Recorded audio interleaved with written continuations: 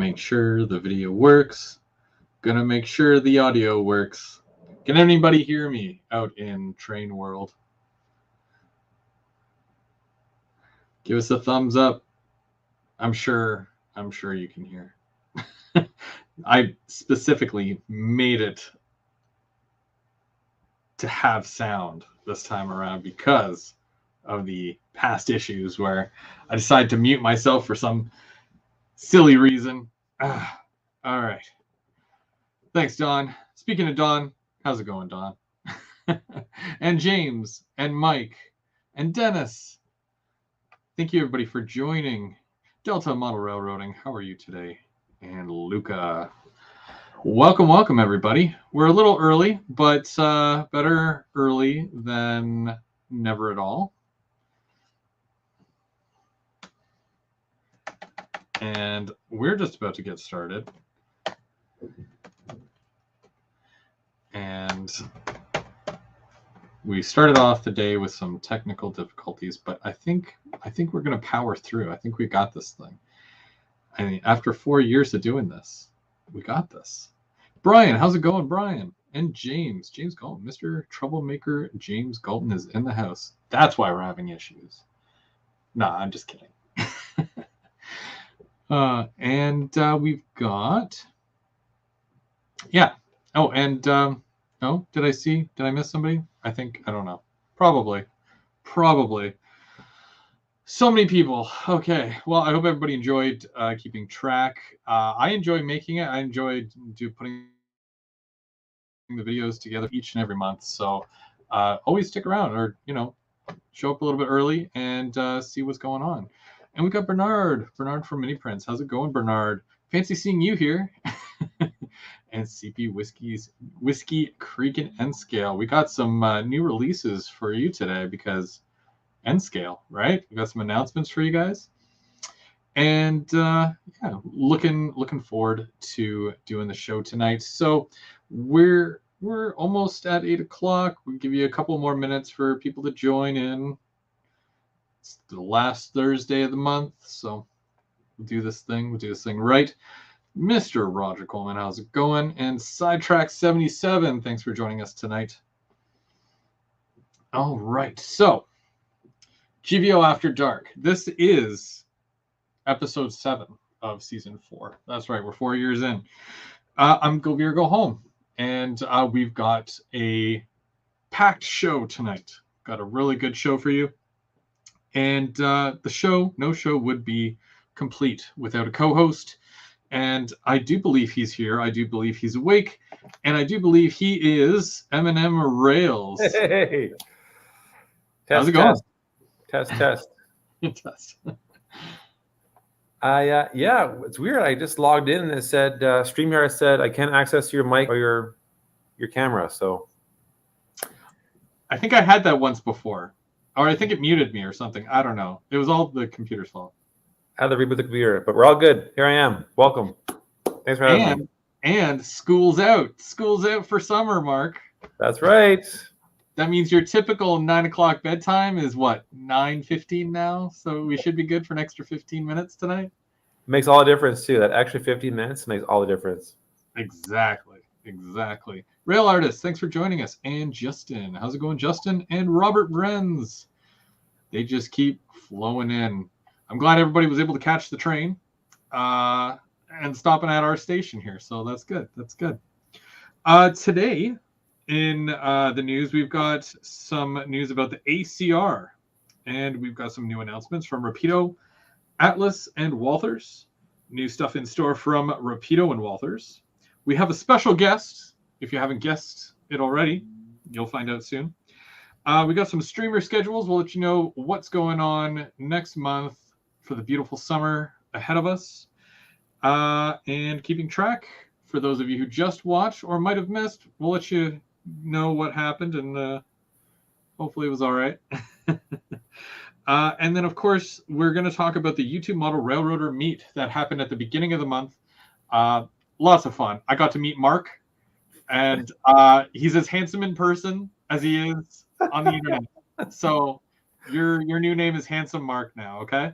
Thank you. I appreciate that. Your screen name. So nice meeting you two in person. Oh, it's okay, I guess. I've met me and I'm like, eh.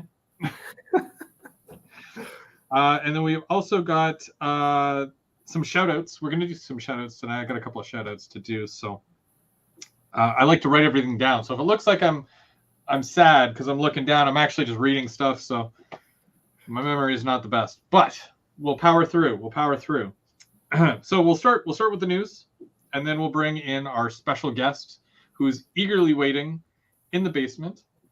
And so we're going to start with the news. So the director of operations of the newly dubbed Agawa Canyon Railroad, or the ACR, was eagerly looking forward to serving a regional customer base that the U.S. short line railroad Watco believes has open-ended potential.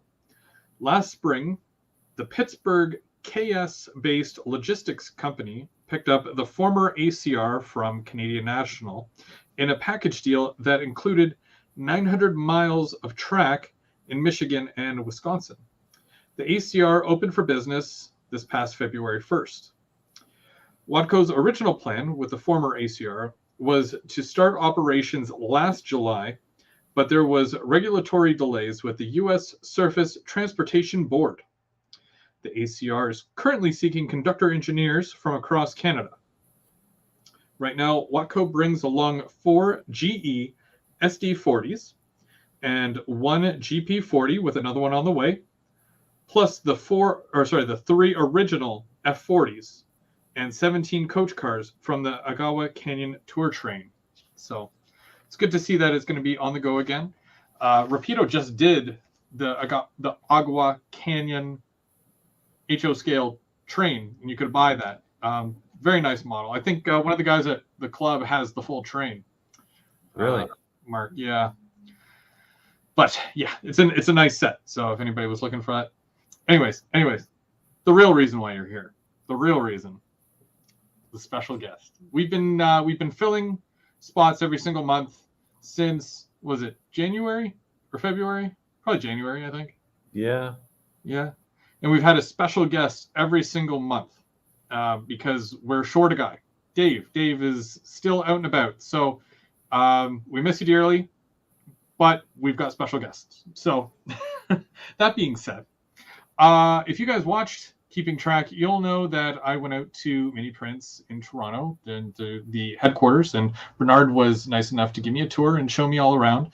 And then we did some scans, and it looks really cool. So I'm like, no brainer. You have to be on our show. You have to be on this, and we want to pick your brain, and we want to talk to you.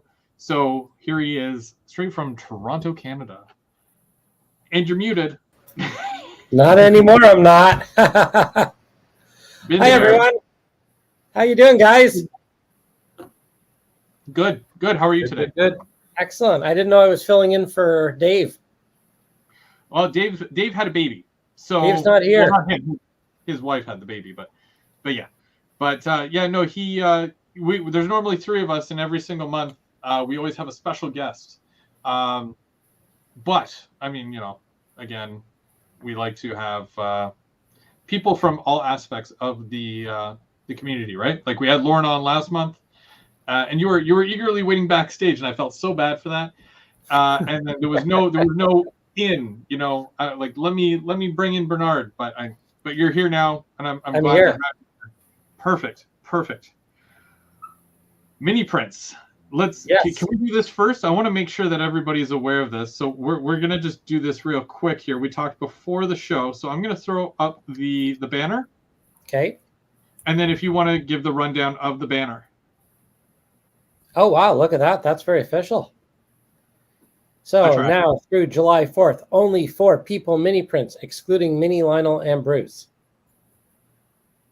There we go. Use promo code. Okay, so hey, I decided that, for Canada Day tomorrow, and then of course July 4th, seems like a good opportunity to run a little Miniprint sale. And I figured it out with Chris about 5-10 minutes ago. So we're happy to announce here, you heard it here first, 15% off all Miniprint people figures, so that's under the category people, with code people15. And that does not include the mini Bruce or the mini Lionel, just because we're doing that for charity. So all the money from a little mini Bruce and a mini Lionel, which we can talk about, some scans that I did, go towards Lionel Strang's One More Year cancer fundraiser. And we raised 2,100 last year. And we're well on track to beat that this year. Cool. So it's a pretty neat event.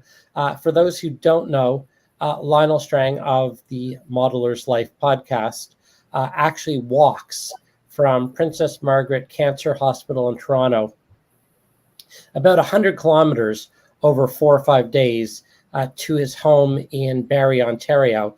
And it's pretty much straight up Yonge Street, and it's 100 kilometers door to door. And he does it to raise money. Lionel is a cancer survivor. He was diagnosed 7 years ago, and he is a cancer survivor and raises money every year for the Psychosocial Oncology Clinic at Princess Margaret, because cancer fries your brain. And the Psychosocial Oncology Clinic helps people with counseling and some of the mental aspects of dealing with cancer. And I believe to date, he's raised well over $100,000 for that. That's amazing. So, and Rapido's involved, and a lot of manufacturers jump on board. So we jumped on board last year by scanning Lionel and creating a little mini Lionel, which sold like gangbusters. They're available in N, HO, S, O, and G scales. And we just literally, he was in last week, and we just released the second one, the mini Bruce, the moderately agitated male boy in a particularly agitated state. We released that 2 days ago. And you have one there with you, don't you? Yeah, I have a little HO one here. I don't know how well it'll show up, but we'll go full screen. I'll go full screen with you here. It's more whether or not the camera will focus, but hang on. Sorry, I probably should have crazy glued it to my finger. There we go. If it doesn't fall down. Oh, it's because I've got it. Hang on. Let me turn off the silly blurriness. Hang on. Settings, virtual background, none. There you go. Nice. He's sitting on a couple so, of... yeah, that's his thing, is sitting on a milk crate. So, there you go. You get an idea of it. That's really cool. That was scanned in Miniprints World Headquarters, Miniature Printerland. And we did a live scan of Bruce. And yeah, a lot of fun. That's awesome. Yeah. Well, we'll touch on more of that in just a little bit, but yeah, and I just want to do a shout out to Trackside Mike, who said that he ordered one today. So thank you, you, Mike. Yeah. And let's see here. So we've got some announcements for this past month. For those of you who were watching the keeping track there, I did mention that Rapido is doing the HO scale GMDD, which is General Motors Diesel Division. It's a mouthful.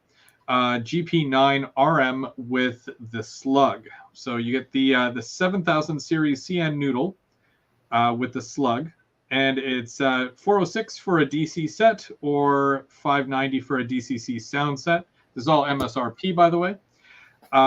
You can either also get a 7000 series CN noodle just by itself, or a 4100 series CN Zebra by itself, both the GP9s, for $225 for a DC model or $315 for a DCC sound. Atlas, and this is one of those things that we have talked about on the show a number of times, because we often wonder where tooling goes when a company is no longer. Now, we've seen other models from Trueline Trains get picked up by Atlas, and this is another one that Atlas is doing, former Trueline Trains tooling, Atlas MP36 locomotive. They're going to be doing MBT A, Metrolink, West Coast Express, Metra, Metra in the orange, which is the Milwaukee and Hiawatha, Metra Red, which is also the Rock Island Heritage.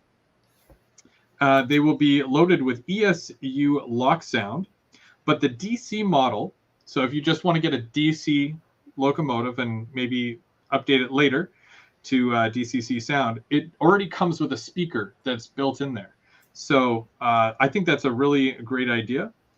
The MSRP for one of those will be $230 to $240 for a DC model.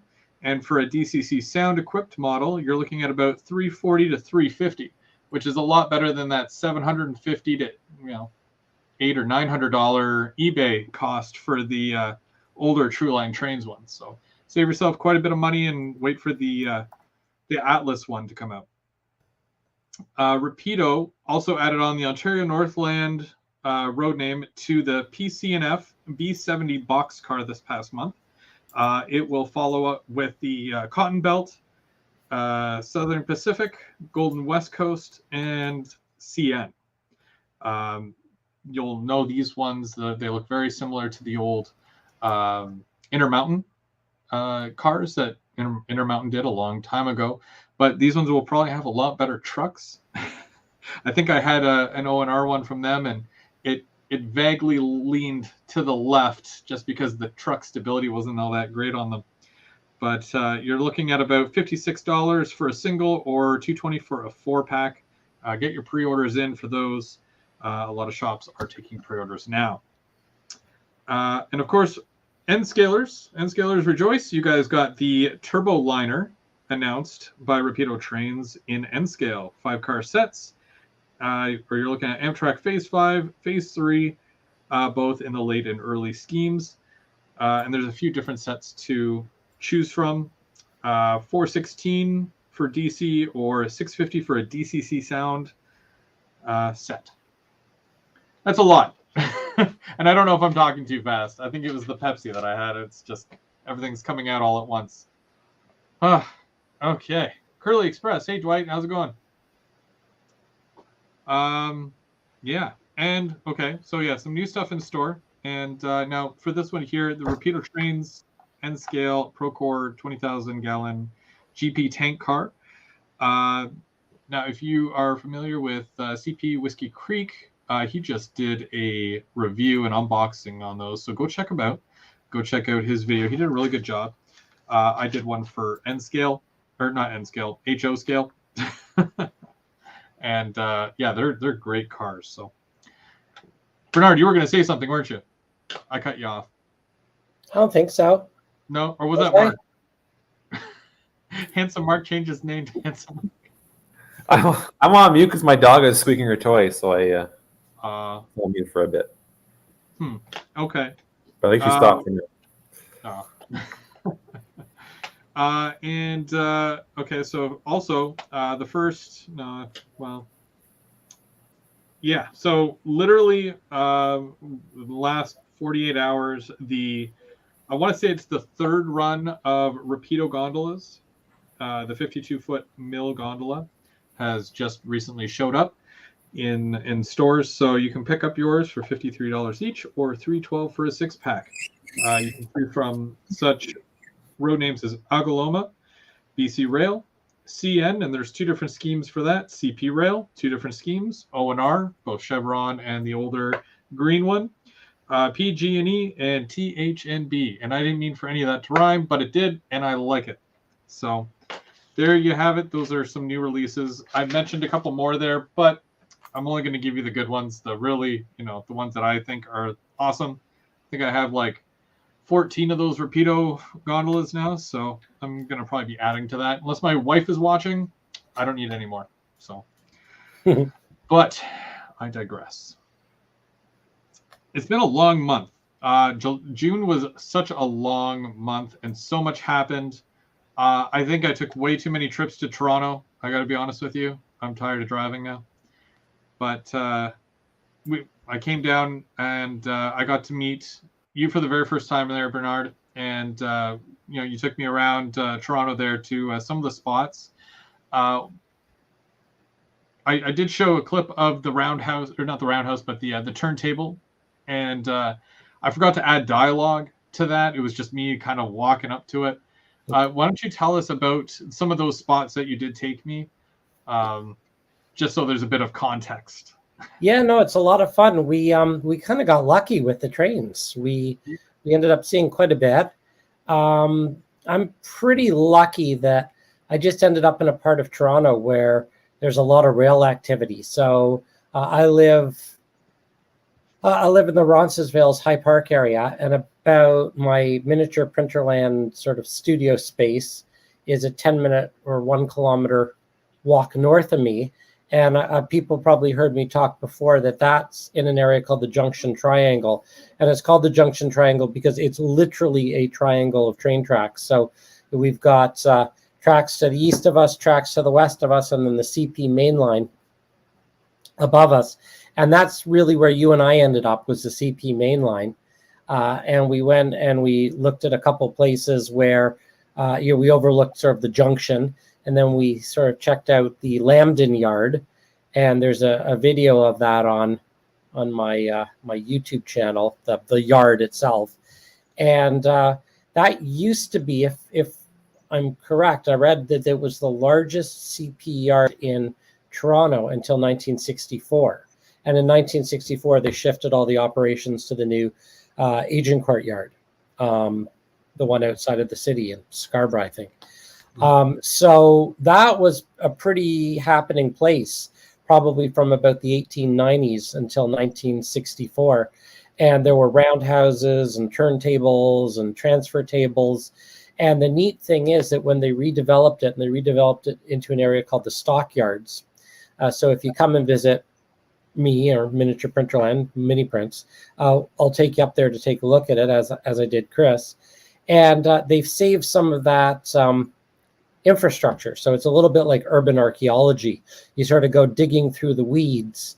And when they built the Rona and the Home Depot and the Canadian Tire and all that stuff that used to be, all the big boxes that are now on the railway lands, they were able to save a few of the bits and pieces, specifically the turntable and the transfer table. And they're just kind of buried off on the side. You'd never in a million years know they were there, unless you knew they were there. It's quite fascinating to see. And with the transfer table, it was really cool because it looks nothing like a transfer table. You walk in, and then there's this big, more or less, machine that has, I guess, most of the innards were taken out, but you can tell that it used to be something important. And with it being about, was that at least 60 some odd feet away from the turntable, I mean, you could definitely tell that was a turntable at some point. But they've definitely seen better days. Yeah, it's and I think that it was probably in a lot better shape when they saved it, because there was obviously a path they built, but it's all overgrown now, and I think we saw a few people had sort of turned it into their houses, so it's there's people living inside the turntable, I think, and it's really kind of this little hidden mystery. I mean, if you look at an aerial shot, and I should probably go online and find one, but if you look at an aerial shot, and I did once ages ago, of what that area looked like in the 40s and the 50s, it was crazy. I mean, it was just full on, it looked like, a major train shop. There were shops and, a lot of infrastructure there that's no longer there. And it was a very busy spot too, with all the trains going through. We caught a couple of GO, and there was a VIA, and of course the UP that flies through there, if you want to call that a train. But yeah, well, I mean, we saw VIA, we saw GO, and then we went home. So it was literally a go VIA and go home. I really feel that it was fitting for the day. Oh yeah. You were there with Lionel the other day, right? Yeah. So it's kind of, I guess I've kind of got the shtick down pat now. So I've got the the 3 stops on the tour. So and when Lionel and I were there, I guess I took Sparky there. I think Sparky was the first person that saw it, and then you came, and now Lionel's seen it, and I think you 3 are the 3 that I've sort of taken on the deluxe VIP behind the scenes, tour of the junction. And I've figured it out now, but there's always something different.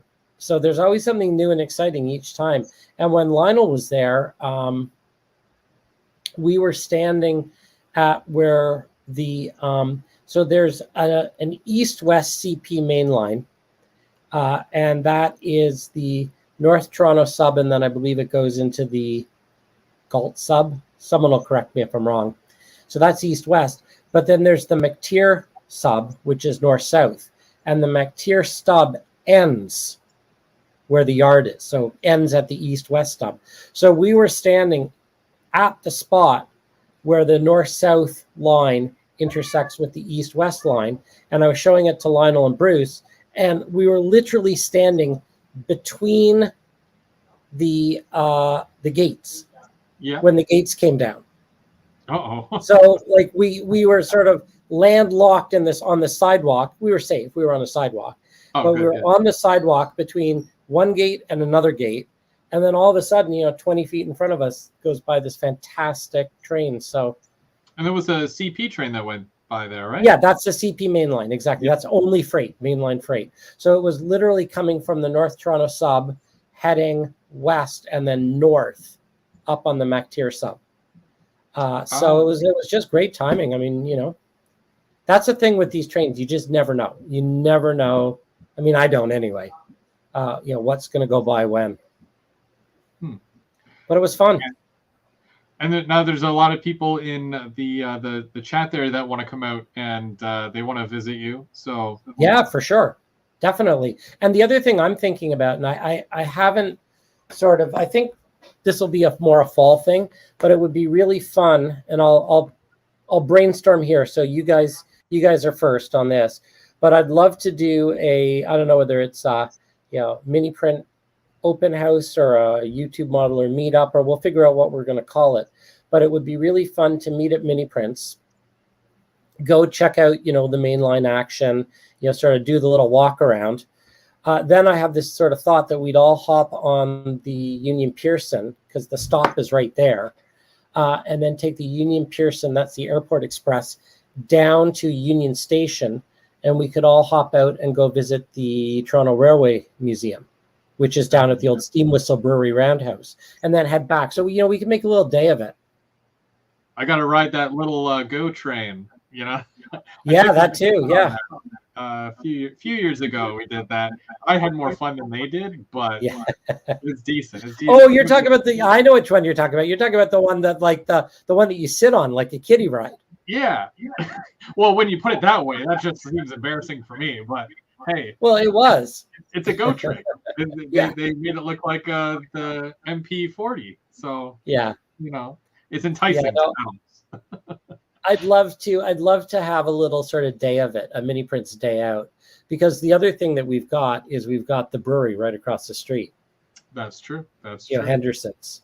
So yeah, it'd be fun. It'd be fun to figure out whether we do that in September. Just whoever wants to show up, we'll hang out, do a little rail fanning. That would be neat. Go around. Isn't the Canada Miniature Land as well? Isn't that right downtown? Yeah, it is. I mean, we could definitely hook that in too. I mean, we'd have to figure out. It's a bit further north, but yeah. Have you been to Miniature Little Canada yet? Oh, it's amazing. I wanted to go back when it was like in Mississauga, and I'm like, this seems really attainable because, from growing up in Toronto, and I would go out there sometimes on the weekends, but I would take the GO bus out. I didn't drive. I don't like driving downtown, but it, as you can imagine, because we had fun, but it's just I find that it's less attainable when I'm so used to driving. I don't take the bus anywhere anymore or any of that. So, but it's something where if we were all going together, then I would totally be down for that. And yeah, definitely an idea for sure. Well, it's peer pressure. If everyone's on the little train, then no one looks silly. Oh, I don't care if no one else wants to ride. I'm riding it again. I'm going full circle on that thing. That was fun. But yeah. Yeah, no, I want to plan a day out for sure because there's a lot to do, and it's kind of surprising because you wouldn't think there's actually rail fanning in downtown Toronto, but there is, there's amazing rail fanning. True. I know there's a spot right behind, the aquarium that's right across the street from the brewery. Yep. So I found a place where you go up and around, and then you can basically look down and all the GO trains go through. So Nice. It's a nice spot, but I didn't have a camera at the time, so I wasn't able to get anything. So next time. But I think, we all had a blast when we went out to the YouTube model meet, and a lot of the guys that are in the chat here were there. So including us three, Mark, we got Mark out of his hidey hole and got him down to Tilsonburg. That's how we got the nickname Handsome Mark. Yeah, it was a fun day. Very fun day. Mine was a sunburn, but I loved that you came prepared to play a game. Yeah. Thank you. Thanks for playing. That was so much fun, and your video is brilliant. Well, I appreciate that. Thank you. If the people here have not seen your video from that day, they have to go check it out, because it's a great concept, but it's beautifully put together and a lot of fun. Thank you. You're the king of icebreakers, aren't you, Mark? I'm a teacher. That's what I do. That's true. Between yours and also Tim's, shout out Tim, who could only be in the chat today, his video, and doing also pulling out the drone when everybody went home, and he went right through Otter Valley on the drone. Well, the drone, he wasn't on the drone, but the drone was. Anyways, so he flew this drone through Otter Valley, and that was fun. And yeah. Oh, and speaking of OVR trains, hey, Lauren's in the chat there, and his back is still aching, but I guess that's what happens when you live in Tilsonburg, right? But I love my my Rapido GO train that I got when I was there. You got a Rapido? No, you got the Via. No, I got the Rapido GP, the FP 59. Oh, I thought you got the Skyline car. That too. Yeah. Oh, yeah, but I got a few things. Yeah, shiny objects. Yeah. No, but the Go engine. Oh. Yeah, that I really love. Yeah, they're awesome. They sound great and run great too. Yeah. But speaking of Otter Valley, though, you just did a collaboration recently with Lauren. I did. That was a lot of fun. Yeah. What's that?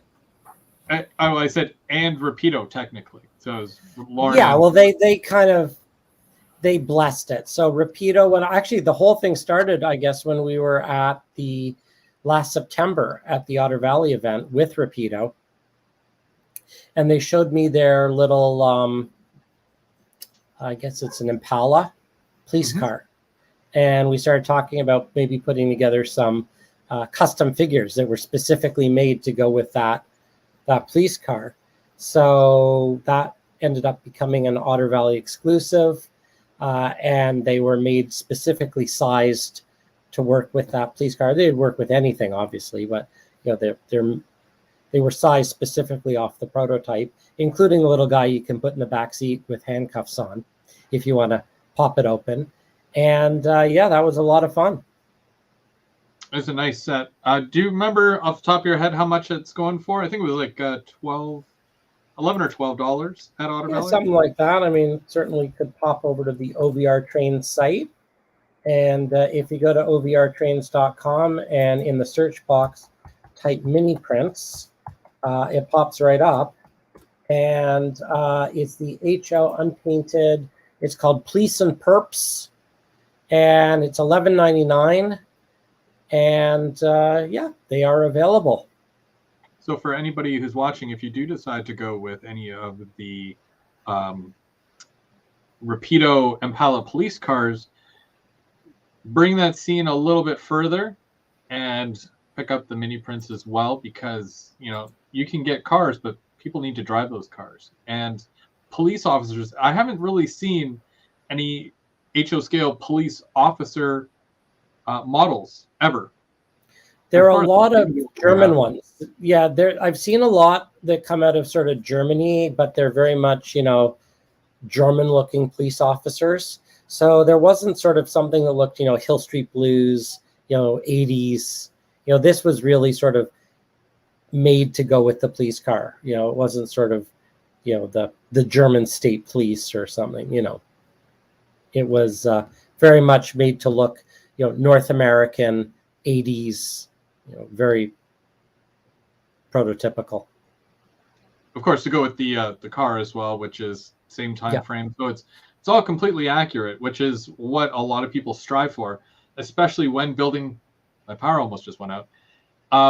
When building a scene, you definitely want to have all the same. Like, you don't want to have a 2000 or higher police car with police officers that look like they're from the you know, the 1970s or whatever. So Yeah, and I don't know if you saw it or not, but I was on Facebook and I saw that someone turned one of the Rapido police cars into an OPP cruiser. Did you see that? No, I didn't. Oh, they did such a beautiful job. Really? It was a custom paint job, and it was Yeah. it's stunning modeling. Huh. Now, you do lives, and I'm gonna switch this out here real quick. I'll put it back, but we're gonna go and do this one. So, of course, if you guys are not too familiar with Miniprints, go check them out. Miniprints.com, and they're also on Facebook, and they're right here on YouTube. So make sure you give them a like and subscribe. Follow them. Bernard is always posting when new products come out, and you also have a mini of the month, which I always do an unboxing for. And basically, this mini of the month, so $24.99, that's American. And you do some hand-picked minis that you ship out to subscribers to this subscription service, I guess you can call it. Yep. And do you want to give us an example of some of the minis of the month that you do or you have sent out in the past? Oh yeah, well, geez, you're putting me on the spot. It's I'm sorry. hard. No, it's hard to remember, but I can tell you that I think it was the April one was a 41-foot mobile home. That was my favorite. Which I know you decaled up and did a great video on.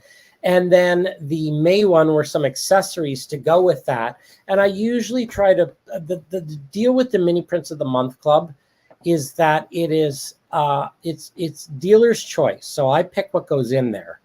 But I try and set some rules. And one rule is that there's always at least one animal mini print, one seasonal mini print, and one mystery mini print. But as you know, there's always significantly more than 3 items.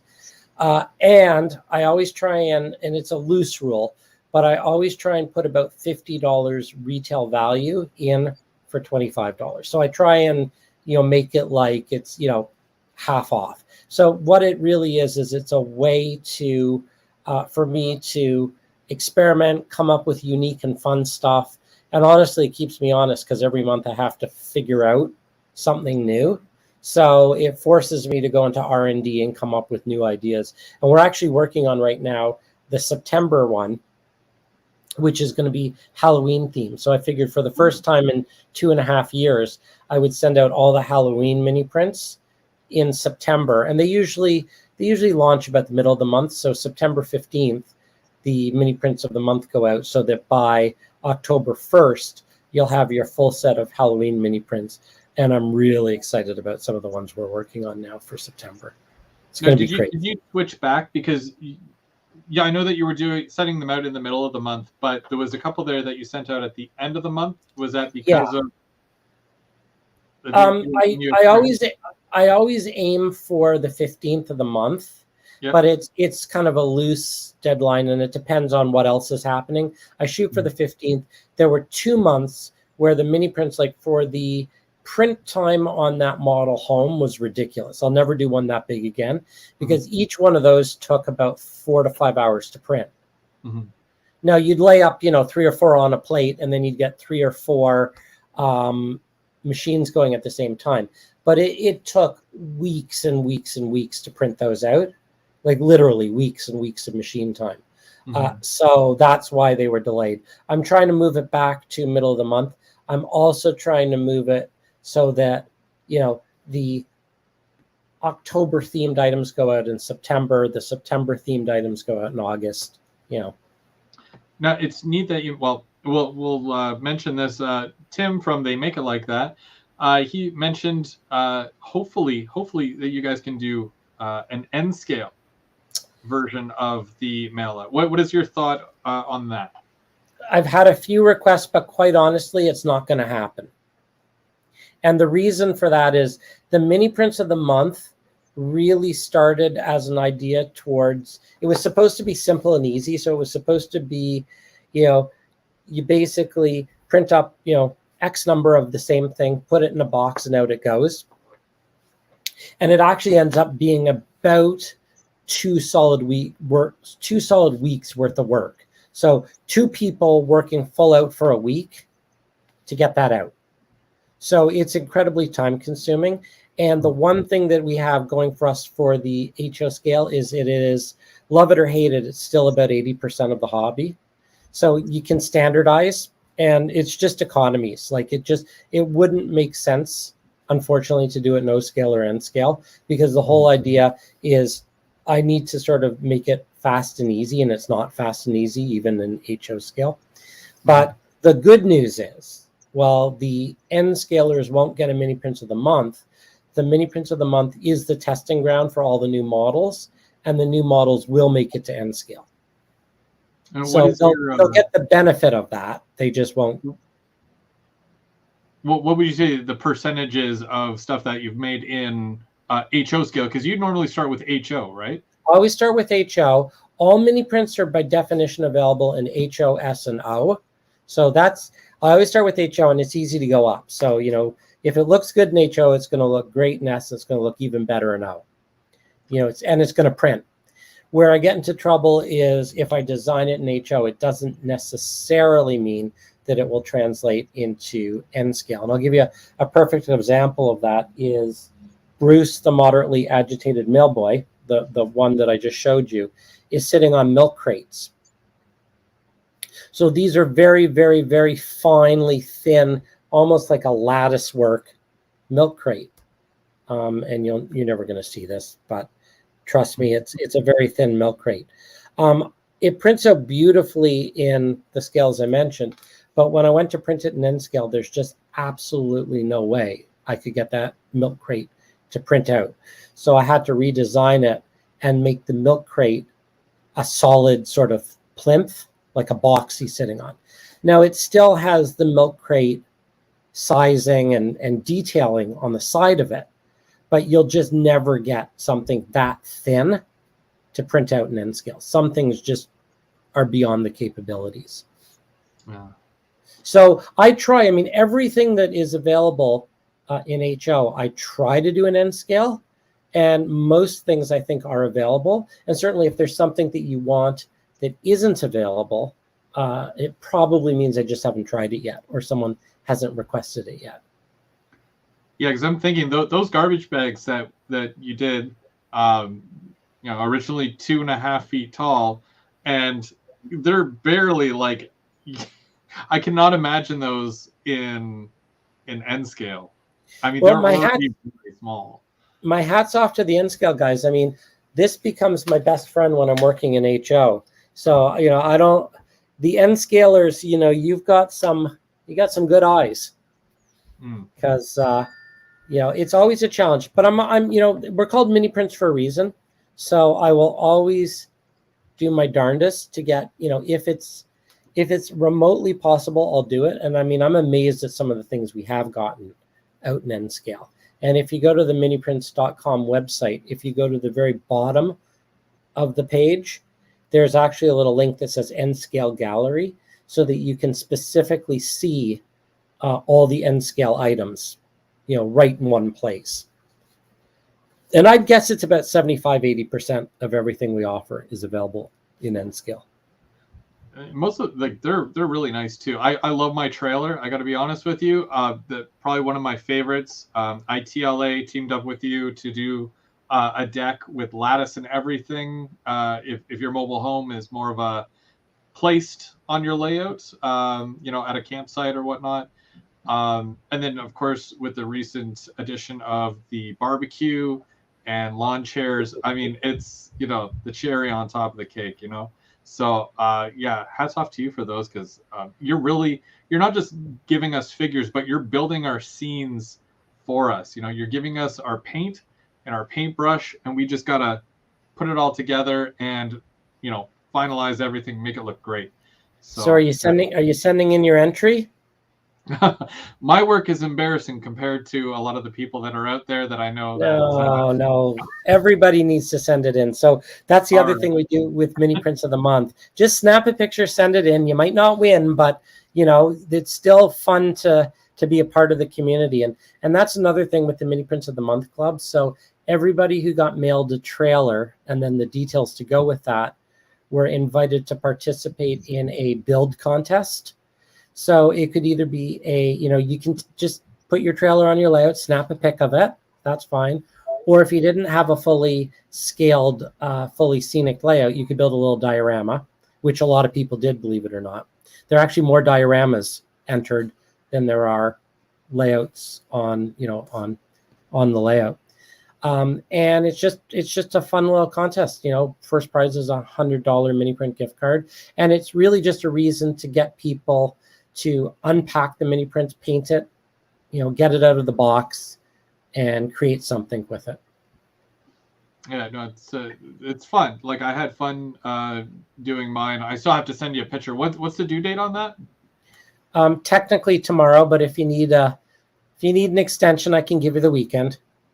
All right. It's been a busy month, as you can imagine. I want to try some, just basically doing some little displays, but I haven't had the time to be able to even, because I saw this, I'm not one to take ideas, but I saw this really nice display where you take an old picture frame, like a wood frame, you take the glass out, and then you cut the foam to fit inside. And then you've got your nice border, which is the picture frame. And then you build your thing on top of, in the middle of that frame. And it looks so nice. And you could put that on a coffee table or something. As long as, it's a great idea. But yeah, I want to do something sort of like that. Just so, for looks appeal, I guess. Gives it you got a long weekend. That's true. So I guess I should get started. All right, see you guys. No, Mark and I got this. We got this. Oh, go get busy. Okay. Well, you usually don't you do a Sunday? You're Sunday puttering brunch. Around on Sundays. Yes. Yeah, the Sunday brunch build. I have time to set up for that, so maybe I can bang that one out in a day, I guess. Yeah. I saw there was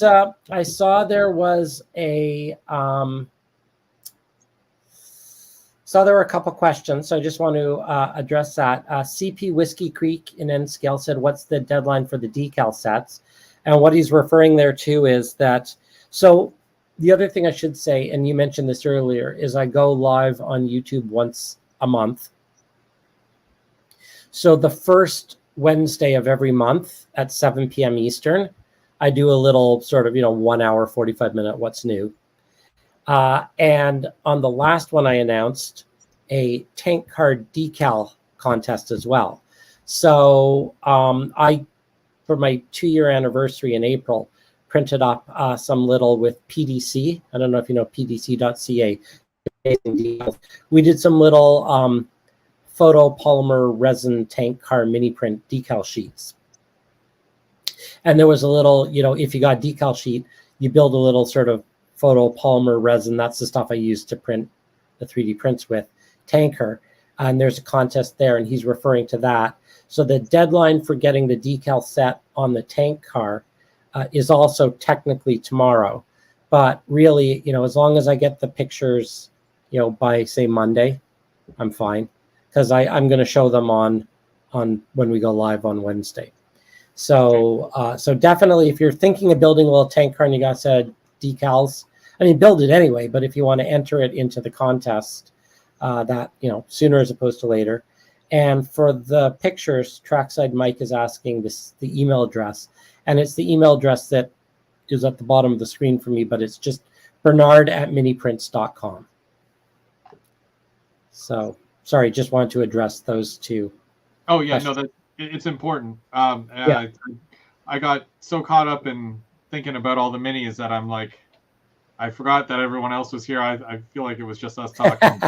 You're already thinking about the diorama, right? Yeah, a little bit actually. And then I remembered that I had decals as well, and I'm like, I still don't have a spare tanker that I can use for the decals. And I'm like, okay, well now I got to go find a tank car. So there's that too. But story for another day.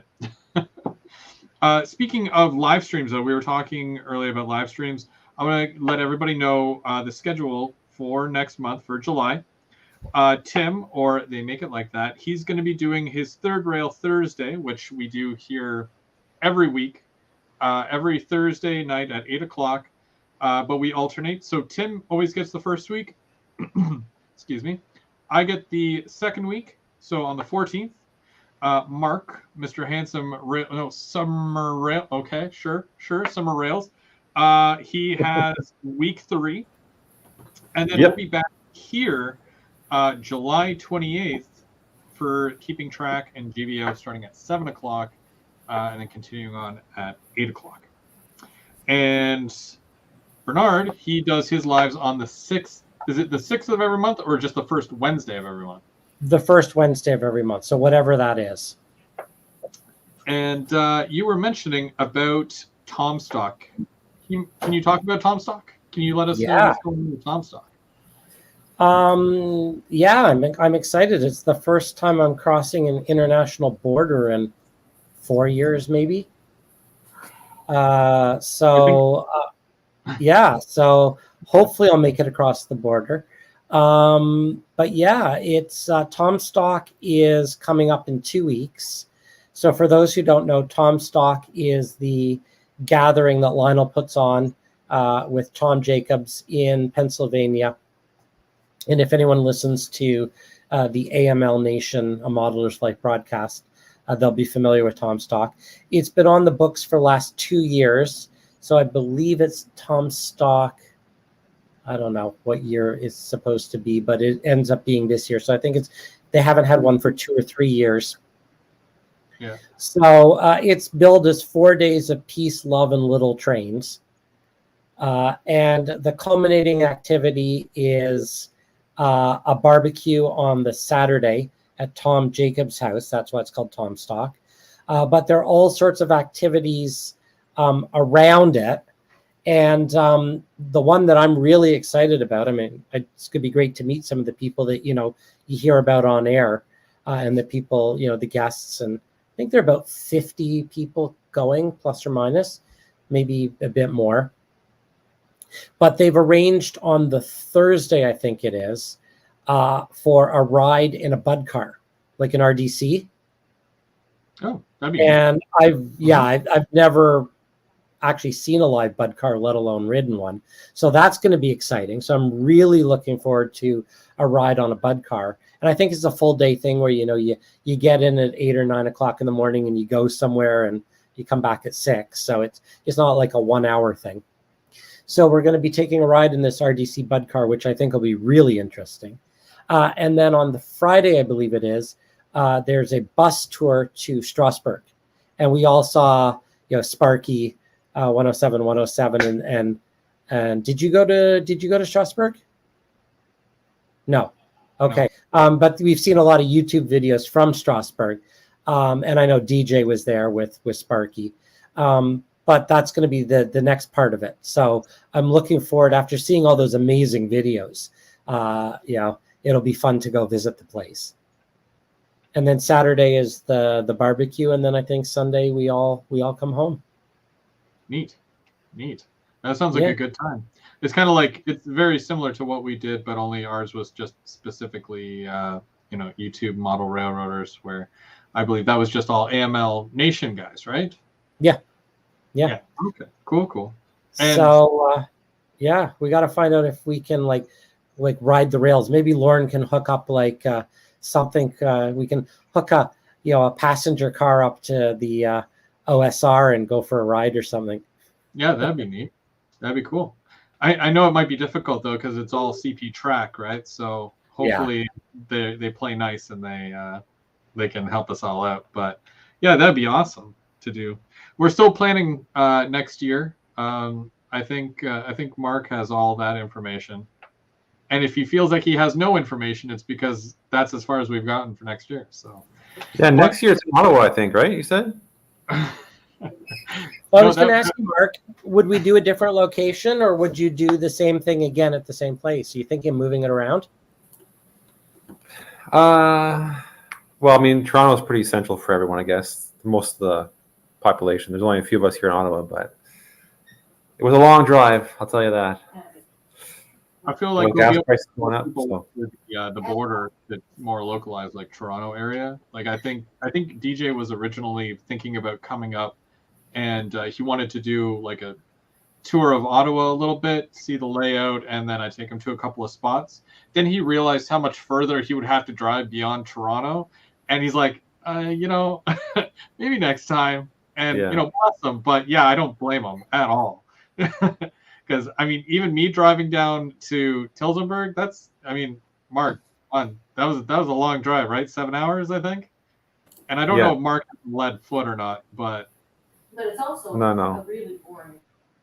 Yeah, at least 7 hours.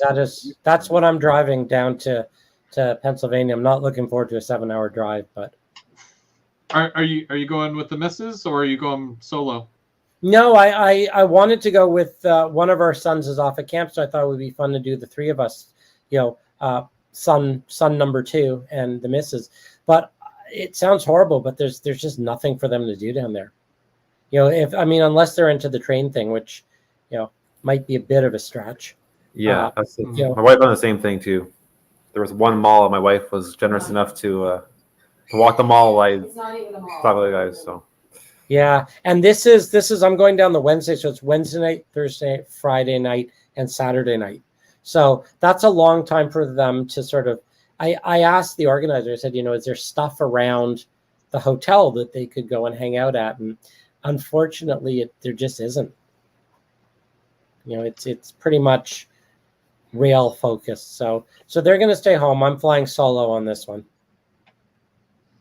It's good to travel. I think after being, locked in for 2 years, it's good to stretch the legs and, get out and go to a lot more shops and, meet people that, like we've talked for a while and we date back to early 2020 when you did the Canadian virtual model railroad thingy that I did right here on YouTube, and you gave a good what do you call it, presentation of Miniprints and whatnot.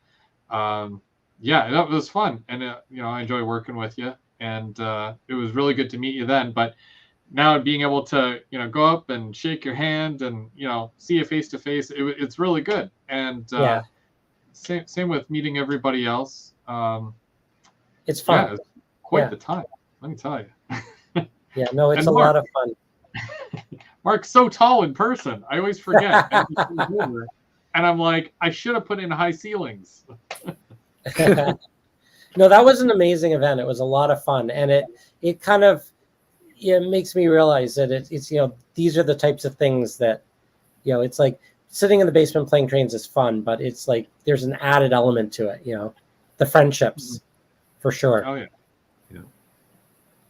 yeah. Honestly, like I saw a post earlier on this week, and it really made me think of when we got everybody to meet, and how amazing this hobby is, and just the fact that I would not get to meet all the amazing people that I have met in the last several years if it wasn't for this hobby, and sharing this amazing hobby with every single one of these people that show up and just want to share the same thing too. Love for the hobby. That's what it is. Yeah. So.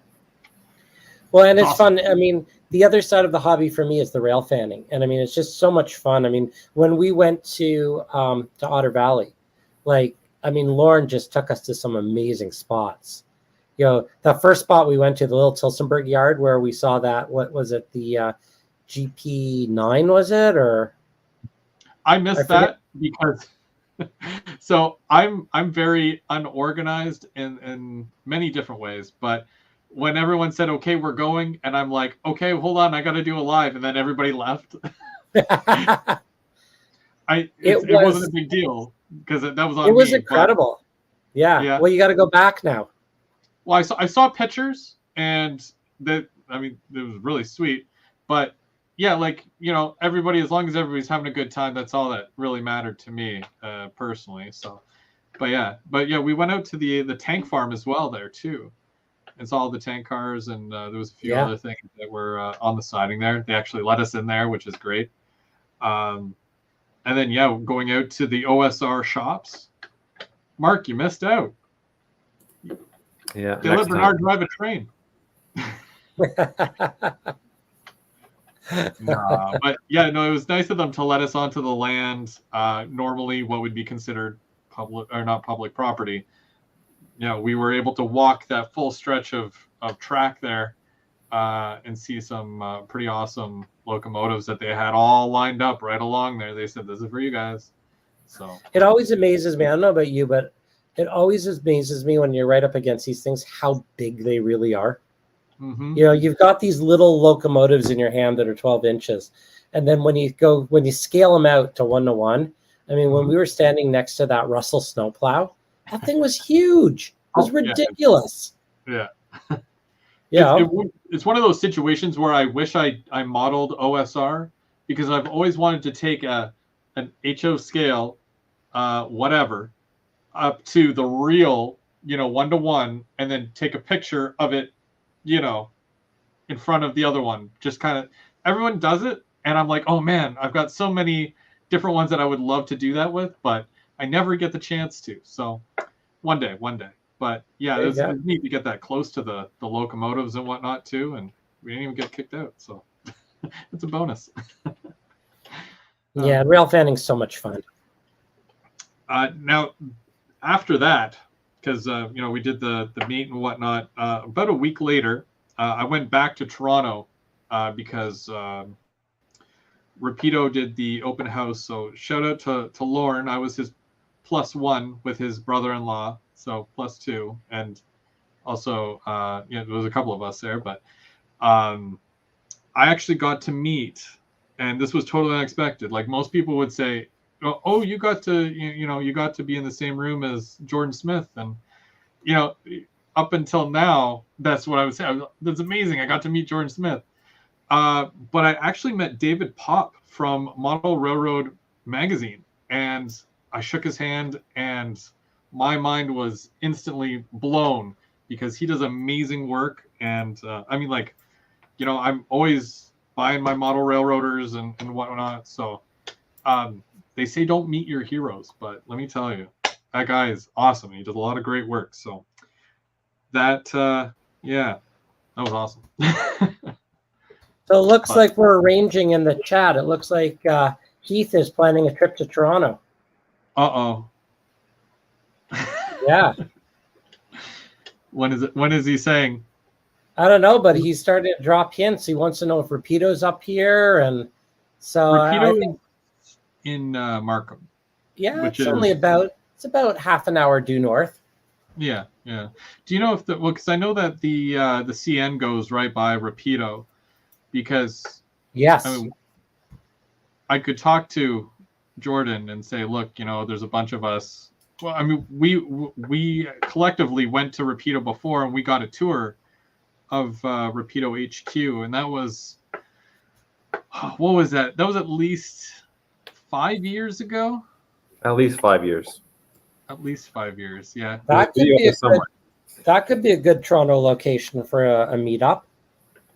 Yeah, and I mean they've got the bus. I'm thinking there's so many things that I have on a list, and Keith is absolutely right. Like Rapido would be a wicked location because besides the intimidation factor of Jason, he gives a really good presentation, and he's a really good talker in the sense where you'd swear he says this stuff in the mirror all the time, all day, and he repeats it, but he's so dialed in that he can walk through that place and say, this is what this is, this is what this is, this is what this was for, this is, he knows it inside and out, and he would definitely be someone that you would want to get a tour from, for sure. So, and of course the bus too. You get a ride on the bus.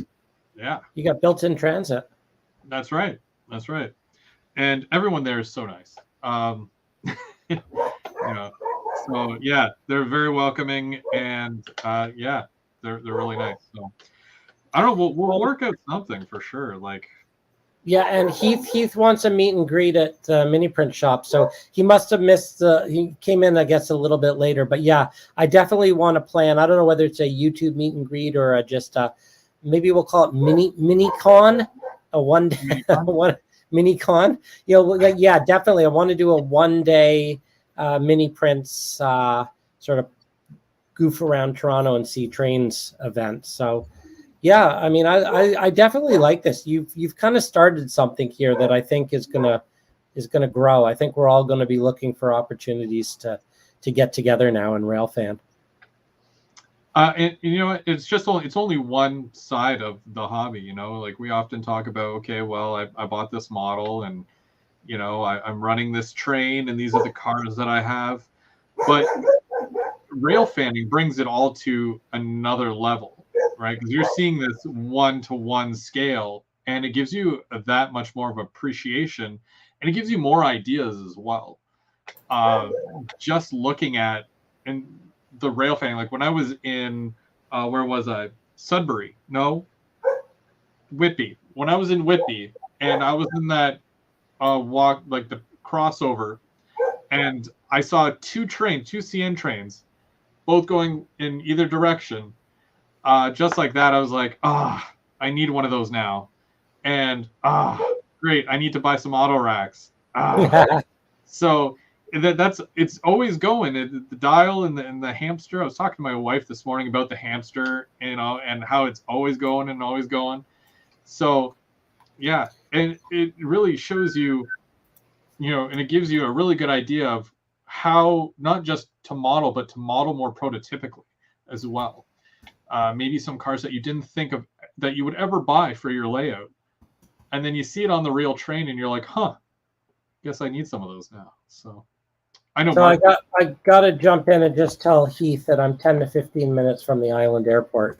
So we're turning into full-on travel plans here. Heath, get that passport done up. Let's see if they let you over here. You got it. The trick is to carry maple syrup with you, so you don't seem as, suspicious. You coat yourself, and then the dogs don't. If you coat yourself in the maple syrup and you're American, the dogs don't get the smell. They think you're Canadian. He either thinks we're joking, or he thinks we're serious and crazy. We'll let him find out the hard way. Is it either or? Can it be both? It could be both. It could be, but I want to see him sweat a little bit here. I want to, do I do this? What did Mrs. Butterworth, or do I go au naturel with some no name but high end maple syrup? Who knows? I have a question for Mark. Yeah. Any good rail fanning areas you're Ottawa, right? Yeah. All we have here is we have passenger trains here, and apparently once a week maybe there is a bit of freight. Okay. That goes from here to Arnprior, I think. I haven't seen it yet, but apparently that's still a thing. But this passenger trains, so not too much. Okay. Yeah. Give me 1 second. My dog is looking for that source of barking. Oh, my dog. Yeah. It's my dog. My window's open, and my wife let the dog out in the backyard. And so that's one of my two spaniels. She's probably barking at a squirrel or a neighbor or both. Now, this being a very busy month, and I do mean busy because there's so many things to talk about, I wanted to do a shout out. And while I'm doing that, I'm doing something else, so you'll have to forgive me if I think correctly. So I wanted to do a shout out because we had a rebranding this past month where Mike Bigarny, and I hope I didn't butcher your last name there, bud, but he is now Trackside Mike, which I rather like. And it's going to be a lot easier for people to find you on the tube, I think. And whoops, I did that wrong. But yeah, so shout out to Trackside Mike. If you were following Mike Bigarny, but you have no idea where he went, it's Trackside Mike now. And he does a live show now every Monday night at 8 o'clock. And normally James joins him. And they do a really good job. So shout out to those guys because I know they like to watch us, and I really like watching them as well. So, and I'm trying to find.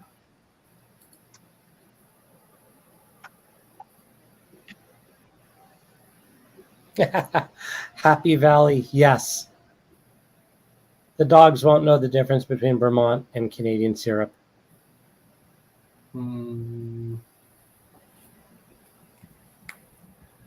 know, Heath, what you should do is buy a Montreal Canadiens jersey because people in Toronto love when they see people wearing Montreal Canadiens sport gear. Oof. Pro tip for you. Only if they smell a maple syrup too, though. Yeah.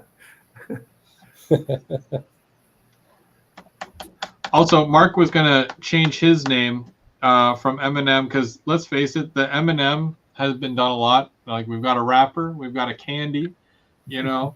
So I think he was going to do something that involves dogs because you know his thing is no dogs in the train room. So I think it was going to be like model railroading is rough, but like rough as in RUFF, something like that, or railroading is rough.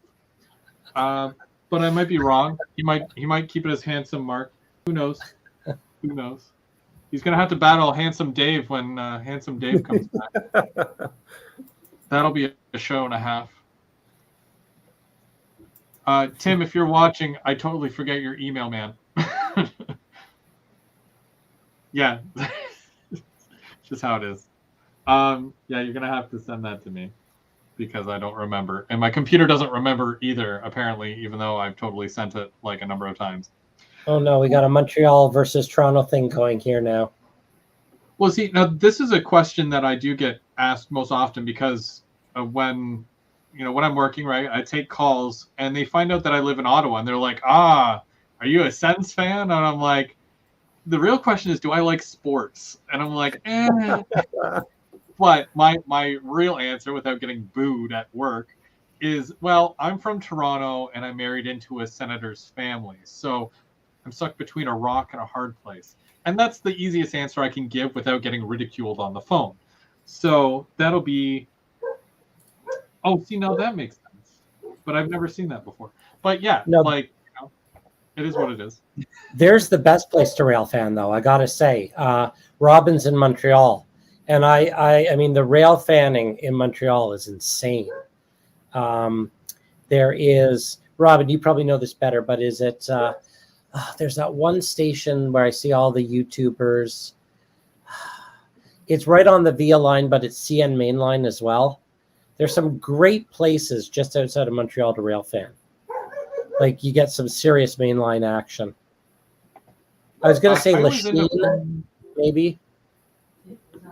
I always end up going to Smiths Falls because there's a CP yard there and Via flies through both ways. And it's easy to really track the times to which they're going to show up. Bubs, who normally is in the chat, but he's out of town this week, so he normally goes with me, and he's got one of those radios, but he's got the one that you put the antenna on the truck, so he can hear all the chatter up and down. Yeah, it's some high tech stuff. So Yeah, that's at Dorval. Robin just commented in the chat, Dorval. Yeah, there's some incredible videos on YouTube of people rail fanning Dorval in Montreal, and I've driven by it, on the car, Toronto to Montreal, which I do quite often. But that would be a great place to rail fan, big time. Just rough rails. That's a good one too. Oh wow! Did you see what Robin wrote? In Dorval, you've got double main for CP and CN. Yes. Now I can't remember because the station that we went to was in French, and my French is terrible. But there's a little yard there, and they were working the yard on one side of us, while there's mainline on this side of us. And we saw, I think, at least 3 CN and a VIA that day going through at full speed. So, nice. Yeah, it was pretty nuts. So, Roger was mentioning, I just picked this up. This was my Father's Day present from my wife. I don't think she knows she got this for me for Father's Day, but this was purchased by me for Father's Day, but I justified it by saying that it was my wife's present to me. I'll tell her about it later. But it wasn't expensive. I mean, it's not more than I think I paid $100 for it or something. Not much anyway. But this is the one that everyone recommended, the BC 125 AT, and I'll tell you, it really has changed rail fanning. It is absolutely a game changer. The one thing I discovered, which I did not know, was that the end of train device, the EOT, there's a locomotive frequency and there's an end of train frequency. So there are two different frequencies for the EOT, and you can put it in here and they pop up. And when the EOT frequencies start popping up every few minutes and then every few seconds, a train's not far away. So it's actually been interesting. Besides the fun of actually listening in, when they're switching, this actually becomes really, really useful for figuring out, is there a train in the area? Is there a train coming? So yes, Trackside Mike, I have all the channels set for CP because I'm on the CP mainline. I haven't set CN yet because I haven't got to CN trackage, but I programmed all the CP, including CP Police. So, it's a good one to have just in case you need to run quickly. But no, I've got all the CP frequencies in here, and it is amazing what dimension a cheap quick scanner adds to the rail fanning. It's fabulous. And then I added the really impressive add-on antenna that makes me look like a professional. Do you know the range on that thing, or? Yeah, it's actually really interesting because with this antenna, and I forget what it's called, but everyone online said get an RH77CA diamond antenna because it's made specifically for the frequency band that trains broadcast in. And I'm not going to respond to Heath's comment. Anyway, the antenna really zeroes in on the railroad frequencies and gives you a much longer range. But this scanner has something quite useful called close call.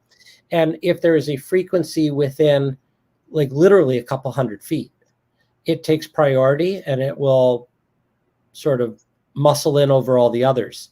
So if you get a close call frequency, which I did once with an EOT device, I knew that end of train device was literally 100 feet away. And sure enough, the train came rounding the corner. So the antenna is actually almost a detriment because the antenna extends the range, and I don't want to extend the range. I want it to be super micro. I want to know, what's coming around the corner, not what's 5-10 miles away. Good, quick question, and this question goes out to Rough Rails. You're posting links and stuff, and you had posted the Tomstock website earlier. Are these actual or are you just? I think Tomstock is incorrect. You think it was incorrect? I think so. I found a Tom stock and it said cancer research. It's like, yeah, that's supposed to be it. But I don't know. See, and now you posted an Amazon link there. Is that the correct link for that, or is that your shopping list? That's the link to the one I got. Yeah, there you go. The one? Okay. Yeah, that's the one I got. 149. There you go. 9% off. So there you go. 149 gets you the BC 125 AT. I love it. Or I should say, my wife got me I won't tell her. I'll tell her it was $100, not 149. Yeah, that little thing.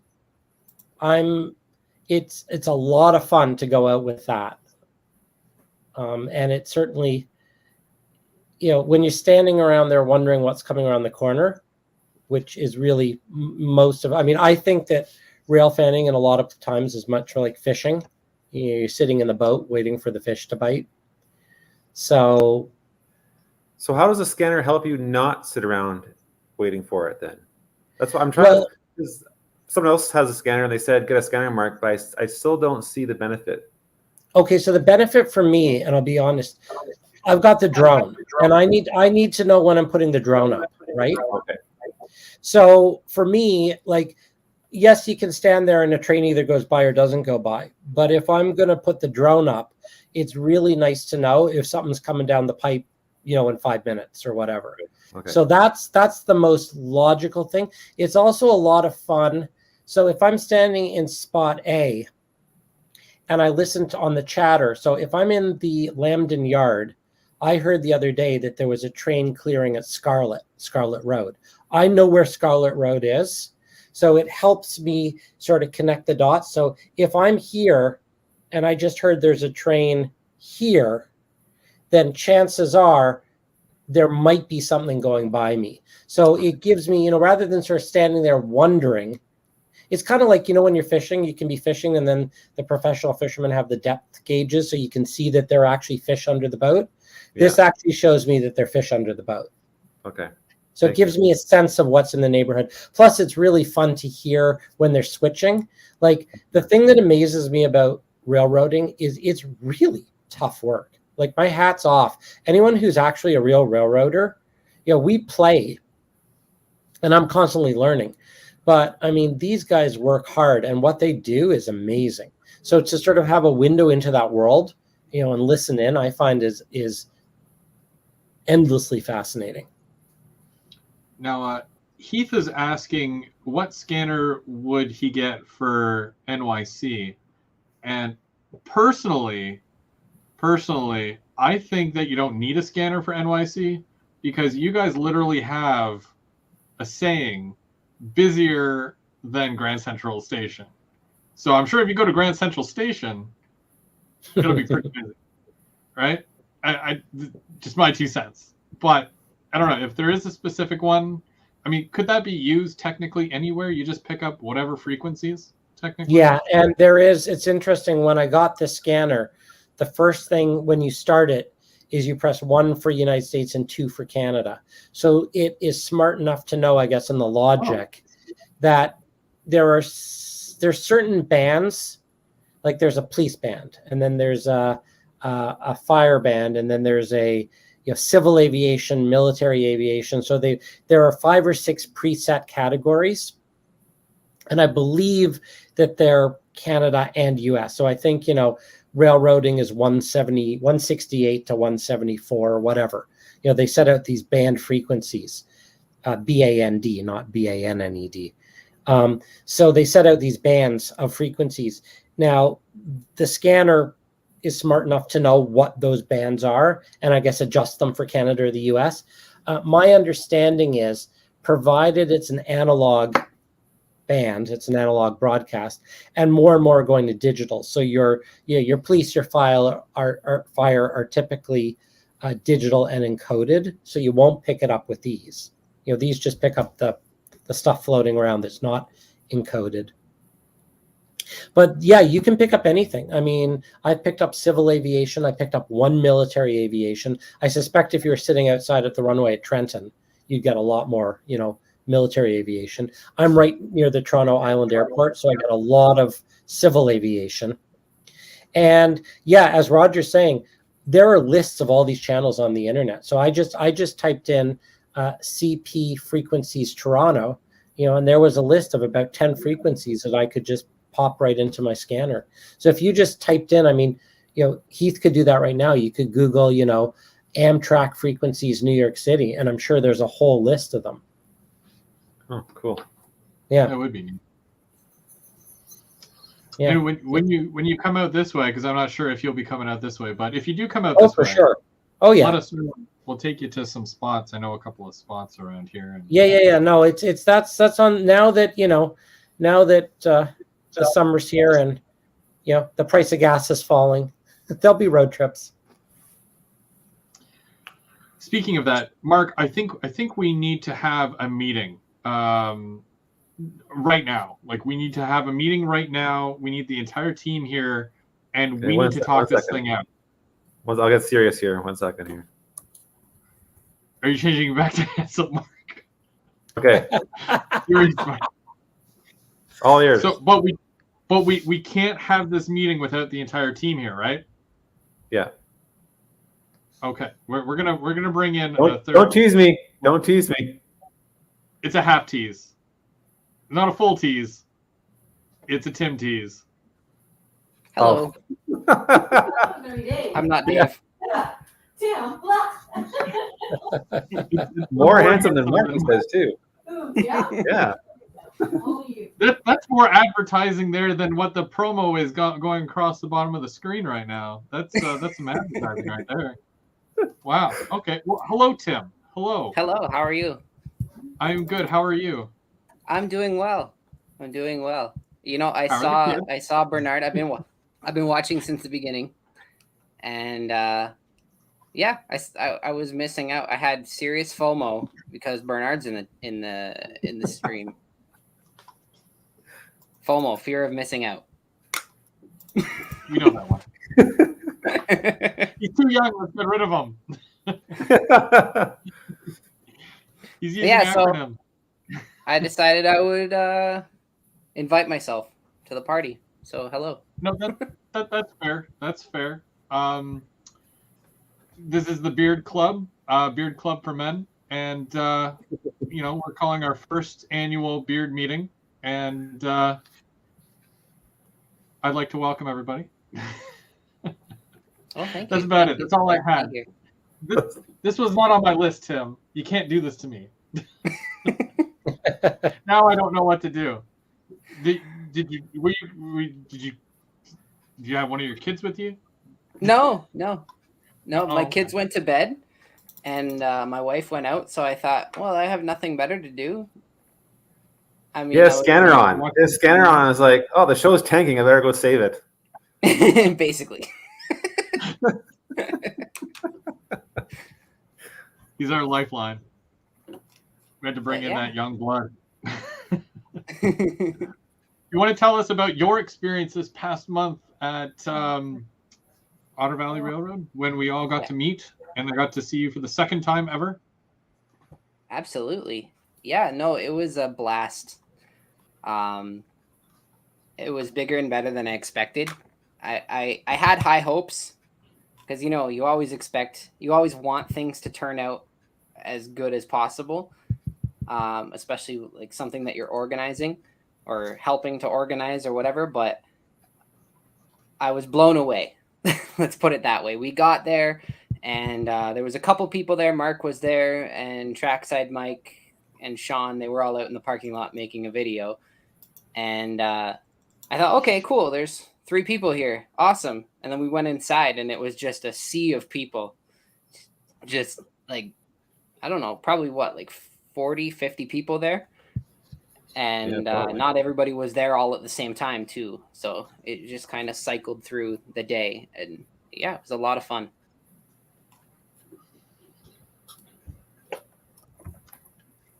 Silence. That's all I had. Because normally I have at least some moderate stuff prepared, and now it's all off the cuff, and I'm wearing short sleeves. So you're grasping at very short straws here. So what you're saying is I should Okay. prepare talking points next time I crash your stream. I want to mean, know what. it's always appreciated. You can't just get by like handsome Mark and show up and expect your look to carry the conversation.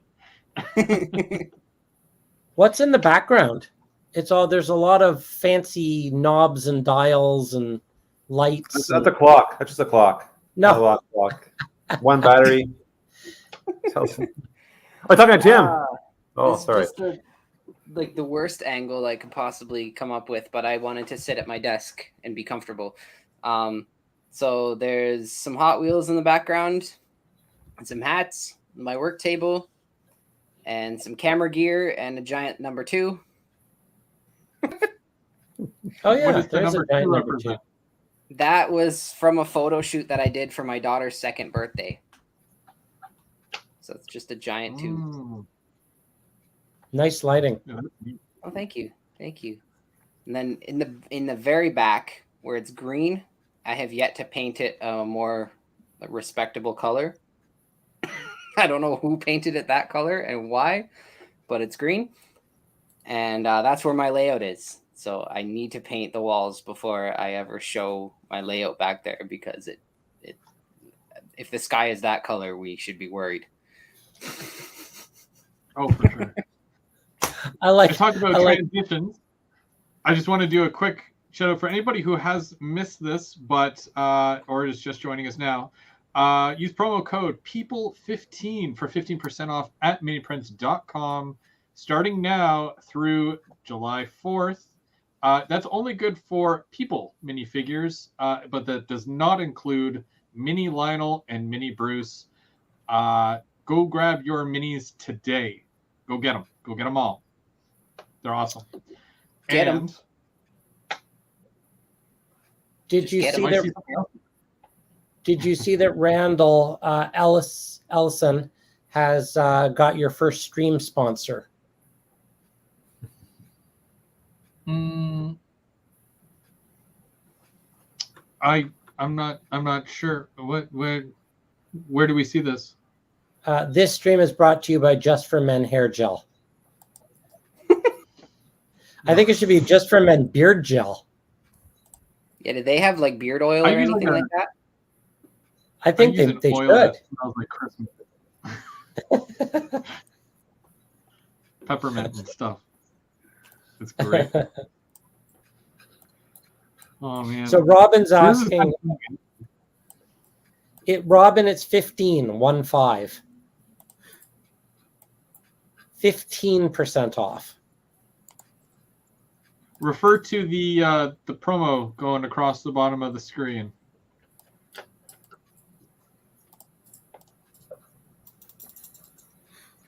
I felt left out. Oh yeah. Okay. So yeah, I want to mention as well, if we're on the topic of anniversaries and stuff like that, because Bernard, you just celebrated your 2 years, correct? 2 years in business. Yep. Nice. Congratulations. Yeah. Thank do you. We do that? Yeah. But I'm doing a golf clap. Oh. My 10 years is coming up for YouTube in 2024. And I'm trying to plan things early, but I want to do a custom car that I'll be offering to anybody who is interested, and just show your support and whatnot. And so I'll let you know more when it gets closer and what it'll look like, and hopefully I get a sample of some sort. But I'm still working out all the logistics of that, but I wanted to let you guys know so that you know first, because you guys are watching. So What kind of car is it going to be? Have you thought about what kind of car? I think I'm doing an Accurel, and Nice. It's going to be a car kit. So everybody's going to get to build their own car, which is fun. It's probably I'm thinking box car, because I love box cars, A, and B, you can always use a box car for an industry unless you want to put it on a shelf somewhere and just it's a shelf car and display, or you could use it on the layout and run me around the layout. That's all it is. But yeah, probably going with a boxcar. So You should do a chop down Yeah. auto rack like the OSR. Yeah. I don't know how many people can use those, but it's still a really good Not me. idea. Well, seeing as how it'll be HO either way, I think you're kind of at a loss. I don't know if I'll be doing I'll set it on anything. my HO diorama and just leave it there.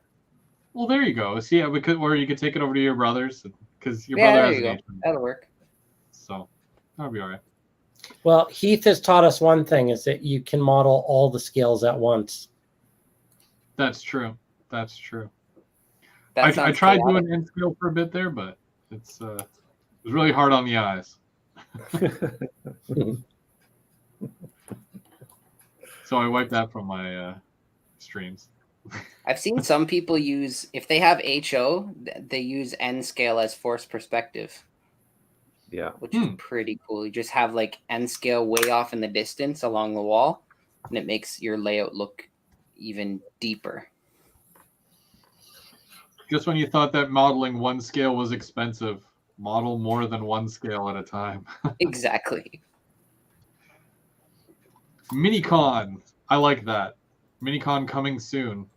Yeah, it seems like a good idea. I don't know what it is, but it seems like a good idea. Do we have to Yeah, wear a I mean- costume? Bonus points. Dress up as your favorite boxcar. Just wear a cardboard box. Yeah.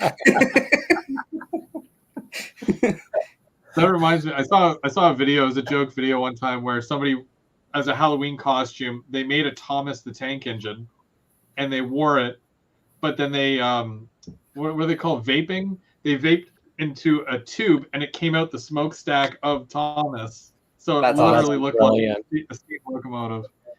Nice.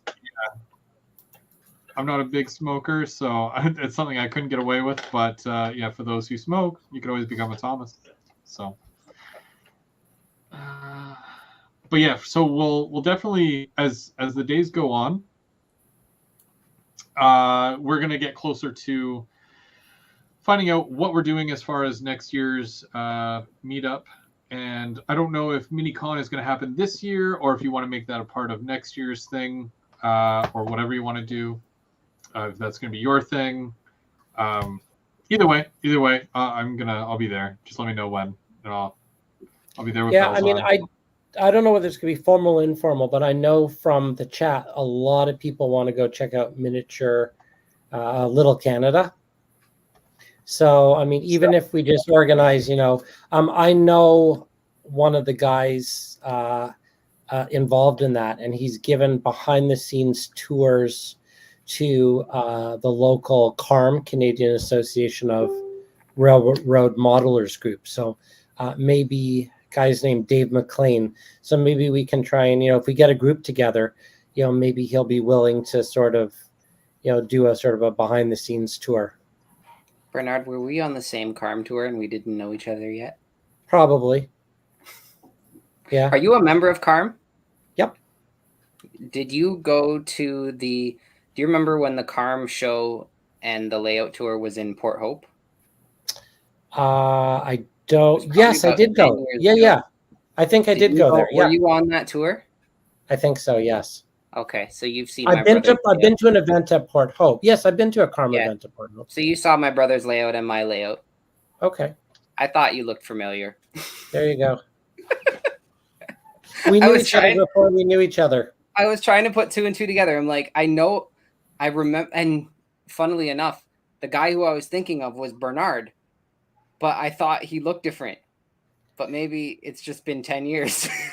Well, and that was long before Miniprints. That was Right. That was So probably when I was just starting out. you were just a guy. Now you're Bernard from Miniprints. I was just a guy with a dream. Yeah. So that's hilarious. You've been to, I don't know, you might not even remember it, but there was a house on the tour. It was north of Port Hope. Okay.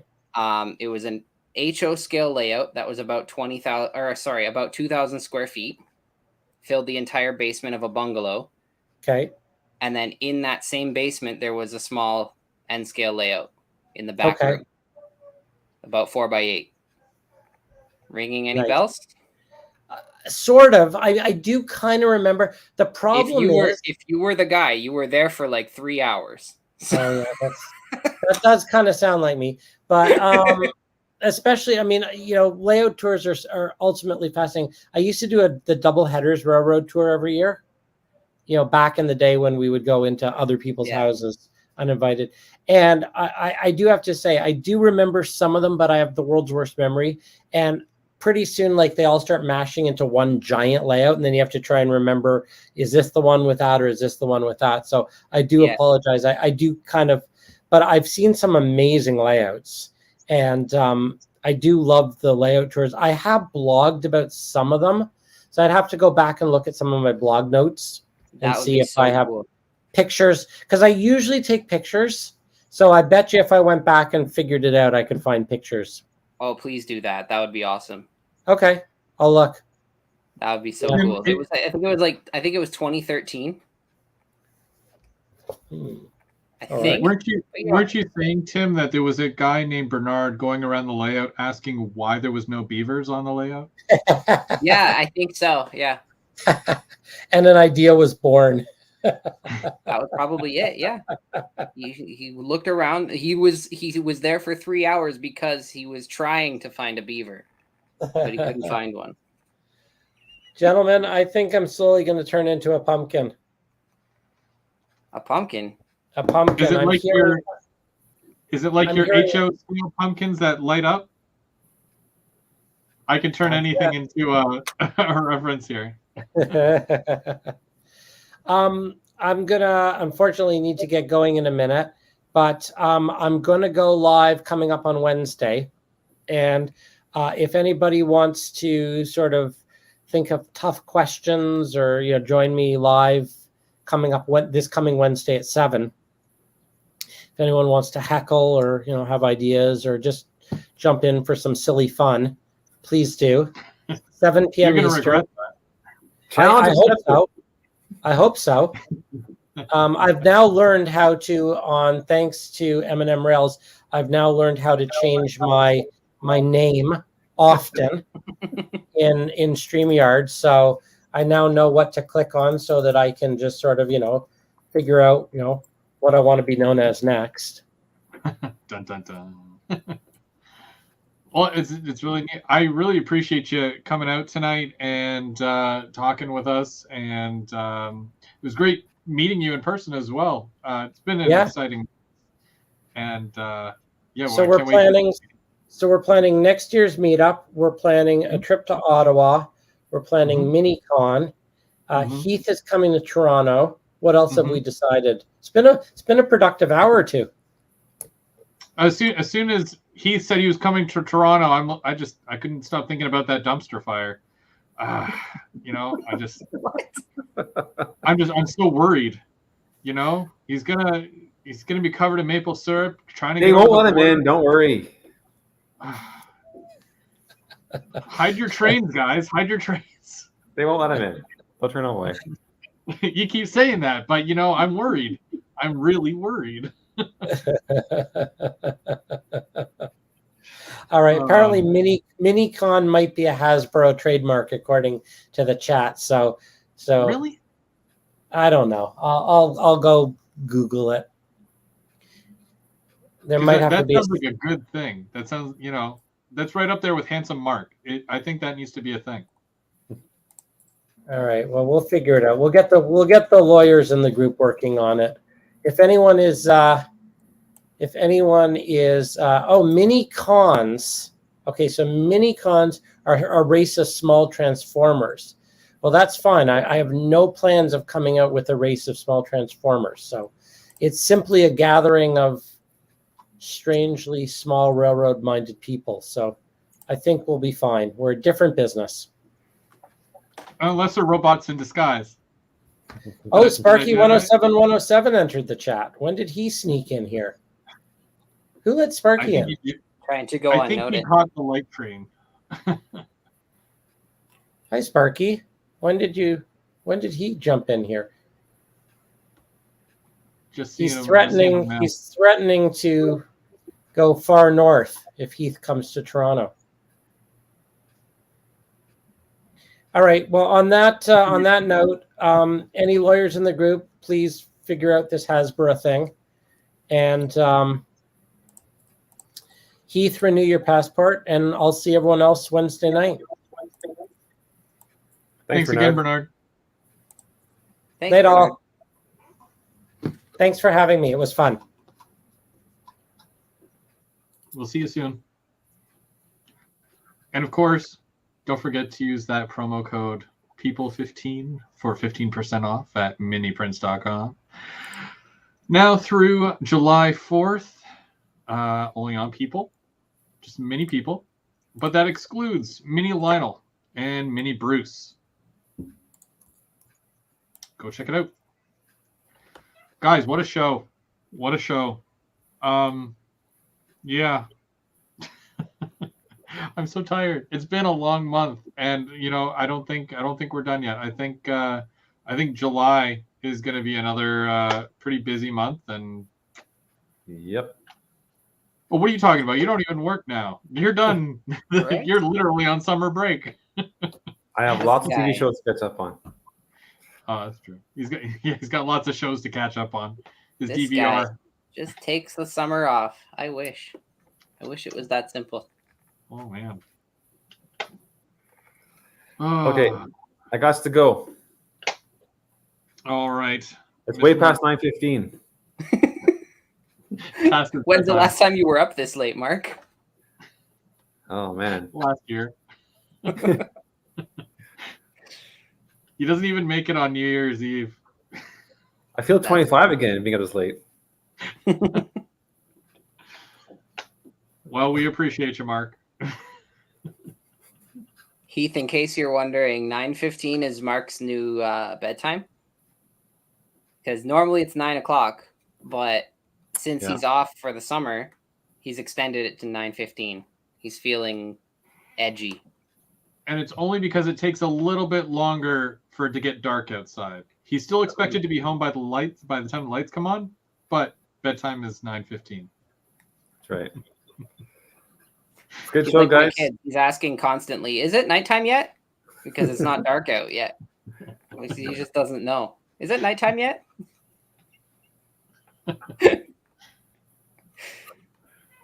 Okay, good show, guys. Mark, we'll see you in 3 weeks. Yeah, Mark. See you in the chat next Thursday as well. Oh yeah, that too. Wonderful. Which is going to be Tim. Yeah, I had to really, because I always do this. Oh, I did it right that time. The one time that There I you go. did that. Yeah. All right, see ya. Have a good one, Mark. Gone. You sure know how to make an exit. Right? Uh, Don't let the door hit you on the way out, Mark.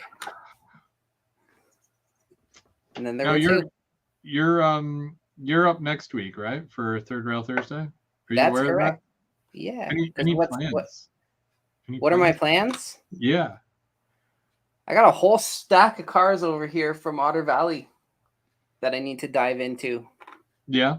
So Do you have any there with you that you just recently worked on? just the one from last week. It's actually in the very, very back. Yeah, it's far away. All good. Yeah. All good. I was taking pictures of it on my revolving diorama, which is way back there. Oh, nice. So I have to clean my basement. I can't even. It's hard to walk around down here right now. Oh But, yeah.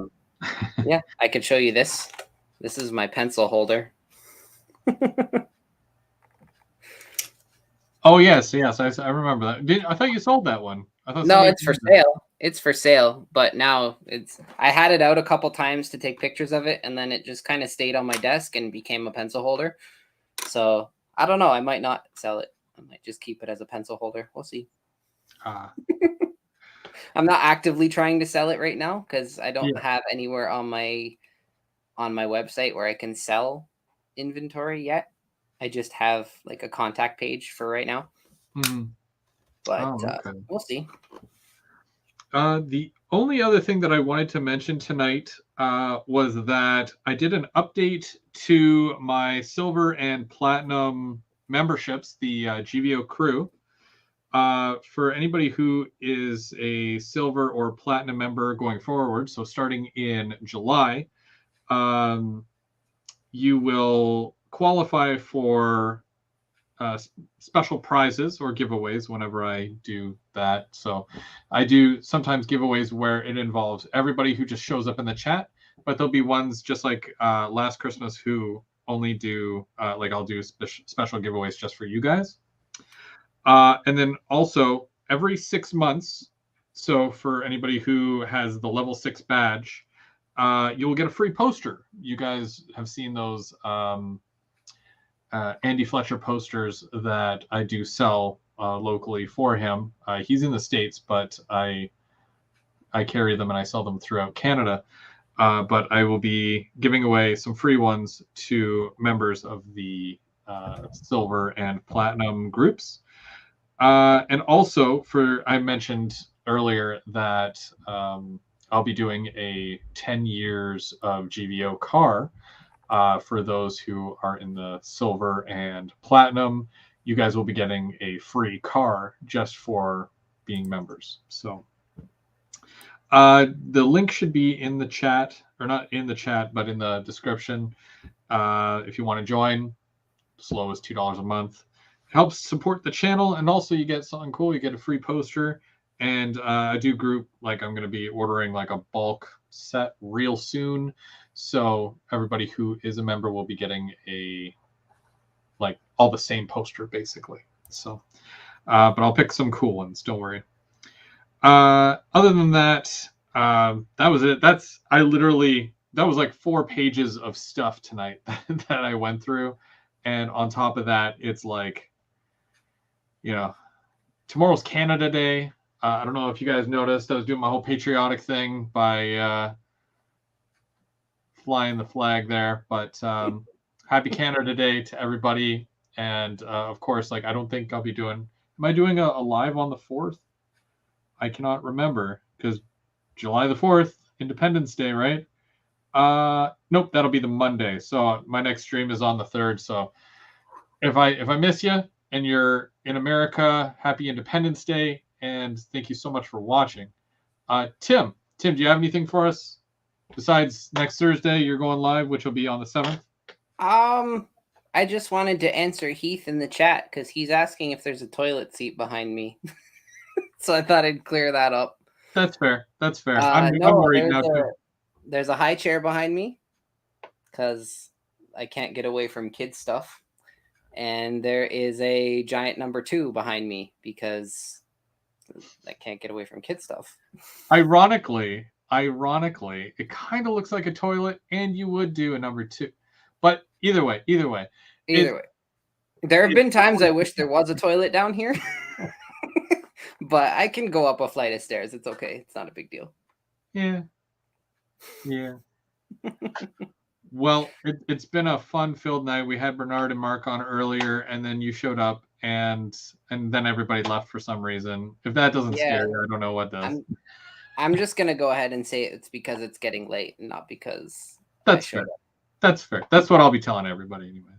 If they ask. Definitely seems fair. Other than that, do you have any plans coming up? Next month, July, I'll actually have been working on my layout for 2 years. It's the 2-year anniversary of my layout, my current layout. Wow. So usually, at the beginning of every month, I always do a layout update. So I feel like it's going to be special or something. So if I'm not overselling it. So yeah, I got a layout update video coming. There's a package that I ordered, some cool stuff. Including a locomotive, which I'm not going to tell you right now because that's, I'll tell Tim. Unless, did I tell you? I didn't tell you. I don't think you did. No, we don't talk enough. Apparently not. I'll text you after. We talk every day, but we don't talk enough. Whatever. Talk about all the wrong stuff, apparently. Apparently. It wasn't about trains. Yeah, no, I ordered some stuff, but it's at the post office. I was not home today, so now I got to wait till Saturday. So I'm going to be doing an unboxing and a review of that locomotive at some point next month or next week or whatever. And the cars that I ordered are going to be perfect for next month's keeping track, because it's one car, but it's from many different brands. So it'll be great to compare that car through all the different manufacturers and how, what you should choose, what you should go with. Is paying $90 too much where you can pay $60, et cetera, et cetera. I think it'll be great. Very similar to what we used to do on GVO After Dark, because we would do a full show on, let's say, VIA, and we'd have all different VIA locomotives and VIA cars, and then we did one for CN where we had a whole bunch of CN equipment, and we would go through and we would compare all of them and talk about them and show everybody what is available on the market and whatnot. And I think people tend to like those shows. And it's been a while since we did something like that, because we used to do those in person. Like Mark would come over and we would do that. So, Oh, wow. Yeah, that's how long it's been. So, but yeah, so I'm going to do something like that with a specific type of car, and that'll be fun because I don't have any of these cars yet. So that's your only hint that you're getting. I'm aiming to come to Ottawa this summer, hopefully. I'm not sure when. Probably in August. We should film something like that. That would be fun. That would be fun. I've done a couple of different ones where it's like one specific car, and I've also done manufacturer shows. Okay. My favorite being the Rapido show that I did, where I had all Rapido products all laid out on the table. And yeah, I usually get help from the guys like Brandon. Brandon has a lot of Rapido stuff. And then I believe also I got some other stuff from some other guys too. But yeah, some of the guys lent me some of their stuff for that show, and it was a good time. It's a good time. So that's pretty cool. Yeah. Other than that, we still got the Third Rail Thursdays. Sunday is the kit build Sundays, Sunday brunch kit builds. And then we're running trains every Wednesday. Both of those shows are usually around noon and lots of fun. So you want to tune in for those. Tim, when's your next video coming out? I don't know. In a perfect world, I would have had one come out today because I like to post on Thursdays. Yeah. But that didn't happen. No. I have ideas for one. Well, I just have to film a couple things, but it involves my drone. I don't want to give away too much, but it involves my drone, and it's been really windy lately.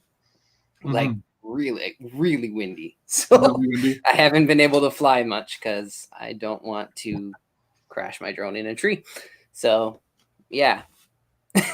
I've just been waiting for like the optimum weather and then have the time at the same time, because that's hard to come by as well. So when those two align, then I'll be able to fly my drone and film the video and hopefully get that out soon.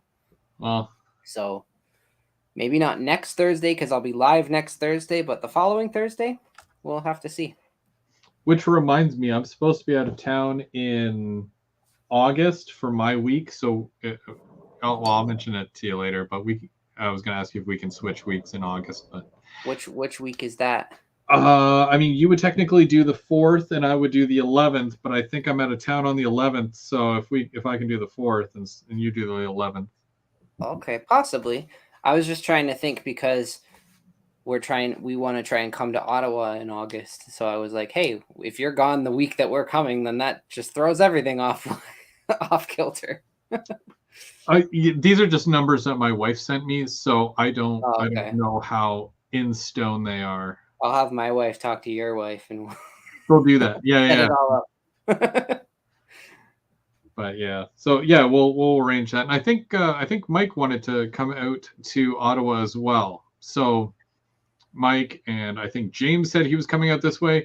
I've got a box of stuff for James. James bought a bunch of my stuff. So yeah, I had to fund the new stuff. So I had to sell some of the old stuff that just wasn't like I don't use it. So yeah, so but I don't want to give too much away. Again, I want to do it piece by piece here. So, but yeah, I have to hand off this stuff to James, and then, yeah, I'm sure people will see that. But so it's a lot cheaper for him to drive here and pick it up than it is for me to mail it.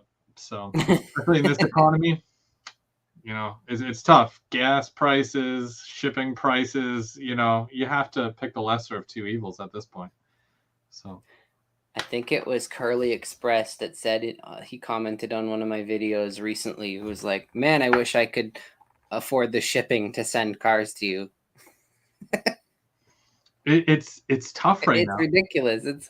It's what's killing me, because my commission prices are not horrible when you think about the time that goes into it. Mm-hmm. But it's the shipping that kills you.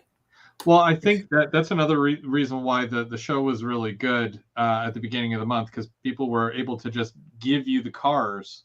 Yeah, and that saves at least half of that shipping, which is great. Exactly. Yeah, and then I was just in communication with Richard, the guy whose car I did last week on my live, and I asked him, I'm like, "Do you want the Landon?"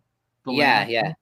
I'm like, "Do you want me to just send you that car, or do you want to meet somewhere?" And he's like, "You know what? I'll just make an excuse to drive out and meet up with you and hand it off, and you can hand it off so they don't have to pay the shipping."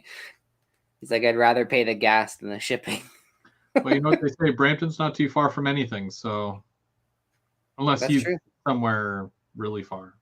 Like That's true. Well, I think he's I mean, if he could make it to OVR and so could I, then even if it means we both go to OVR, then we'll just do that.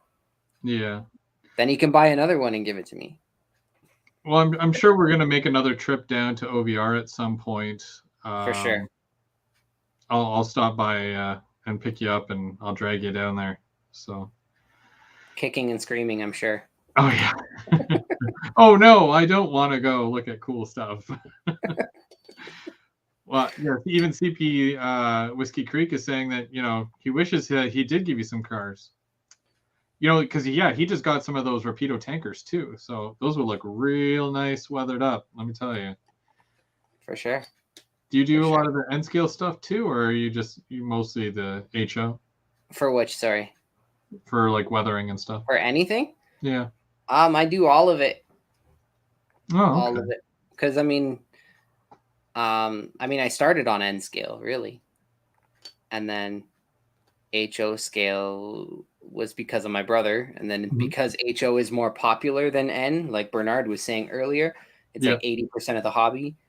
Then obviously I do a lot more HO, but then I still obviously do N because I have N. So even if I'm not doing N for people, I'm doing my own N. Mike is apparently emailing you right now. So. Yeah, I just got it actually. And you said that you're doing a show in the near future as well. Yeah, well, not till November. November? Yeah, that'll be the next show that I do. Oh, okay. Well, I'm sure. Yeah, we'll get into that probably a lot closer. Is that way it's a lot fresher in people's minds. But for sure. Yeah, I'm already starting to think about like how I'm gonna set things up, because I've done shows the same way for years, but now with the YouTube channel and everything, I want to incorporate doing a live stream and all of that fun stuff. Get the cameras involved and everything. So that's fun. I've been trying to map out how I want my table to look. That's cool.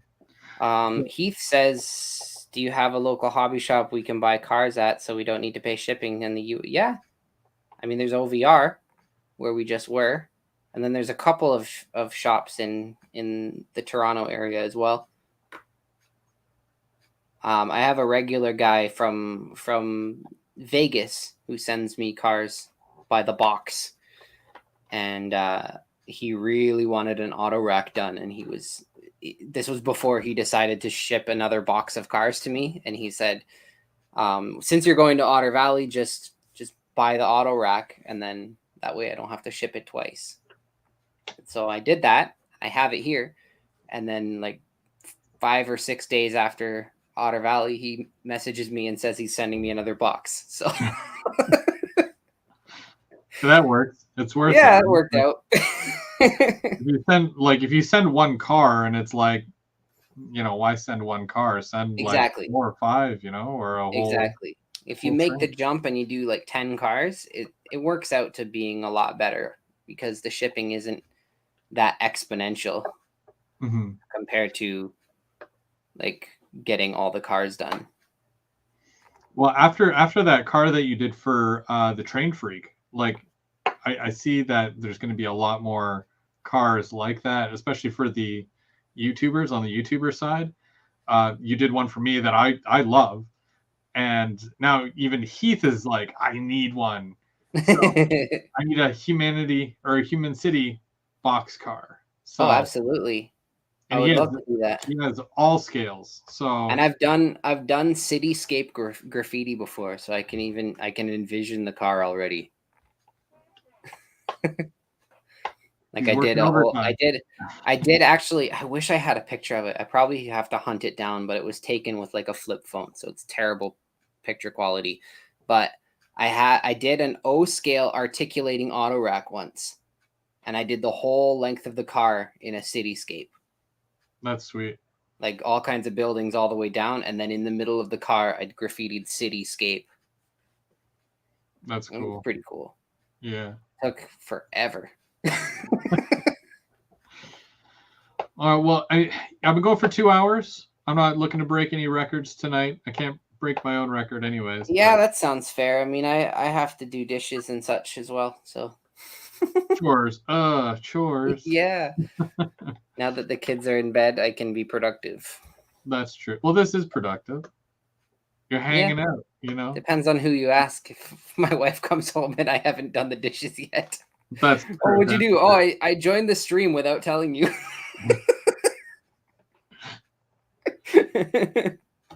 Hey, there's nothing like an impromptu, live stream just to, end the day, right? Yeah, exactly. Exactly. But this will make up for not posting a video this week. That's true. That's true. There you go. It's just not on my channel. That's all. Yeah. I mean, I can extract it and you can chop it and put the last half on yours if you want and people will watch it. But yeah, maybe I'll find a fun little segment I can screenshot and turn it into a short. There you go. Yeah. Hopefully something where I like make fun of myself or something. That'd be great. Maybe. Or I'll turn it into a beard club for men advertisement. Commercial. Yeah. For beard oil and have you seen those ones with the guy where he's like, "You're not a dish"? Yeah. Anyway. The ones that get me are the slap chop ones. I don't know. Yes. All right. Well, we'll call it. And all right. So I've got a list here. So shout out to Bernard from Miniprints again. From today until the 4th, if you buy any just people from miniprints.com, use promo code people15, you get 15% off. But it does not include Lionel, the mini Lionel and the mini Bruce. And yeah, you're good right up until the 4th. So place those orders, buy some people. There's if I can make a recommendation for those of you who are watching, especially those who have yards in their on their layouts. There's a remote control pack guy where the guy, he can either be on the train or off to the side and he controls the train from this little remote control pack. Bernard has those. Or if you're a fan of Tim and his work, there's a little guy that is graffitiing. So if you're getting work from Tim, you might need a mini Tim to go beside the car and make it look like he's doing it in real time. So create those scenes, guys. It's awesome. That would be pretty cool. If you get anything done by me, I'm just spitballing now. If you get anything done by me and you get the graffiti guy from Miniprints and send him to me, I'll paint him to look like me. And then you can have it all shipped back at the same time. Exactly. There you go. Is there a mini Tim? I mean, it's just a guy in a hoodie. Do you wear hoodies, Tim? I don't think Sometimes. I've ever seen a hoodie. I'm sure if I was graffitiing, I would probably wear a hoodie to like cover my bright red hair. That's fair. That's fair. Like, especially because if like, not saying I do, but if I were to graffiti and then someone was like, yeah, I saw a guy run that way, he's got bright red hair, and they look around and see that I live in the greater Toronto area and there's no redheaded guys anywhere, just be like, oh yeah, that was Tim.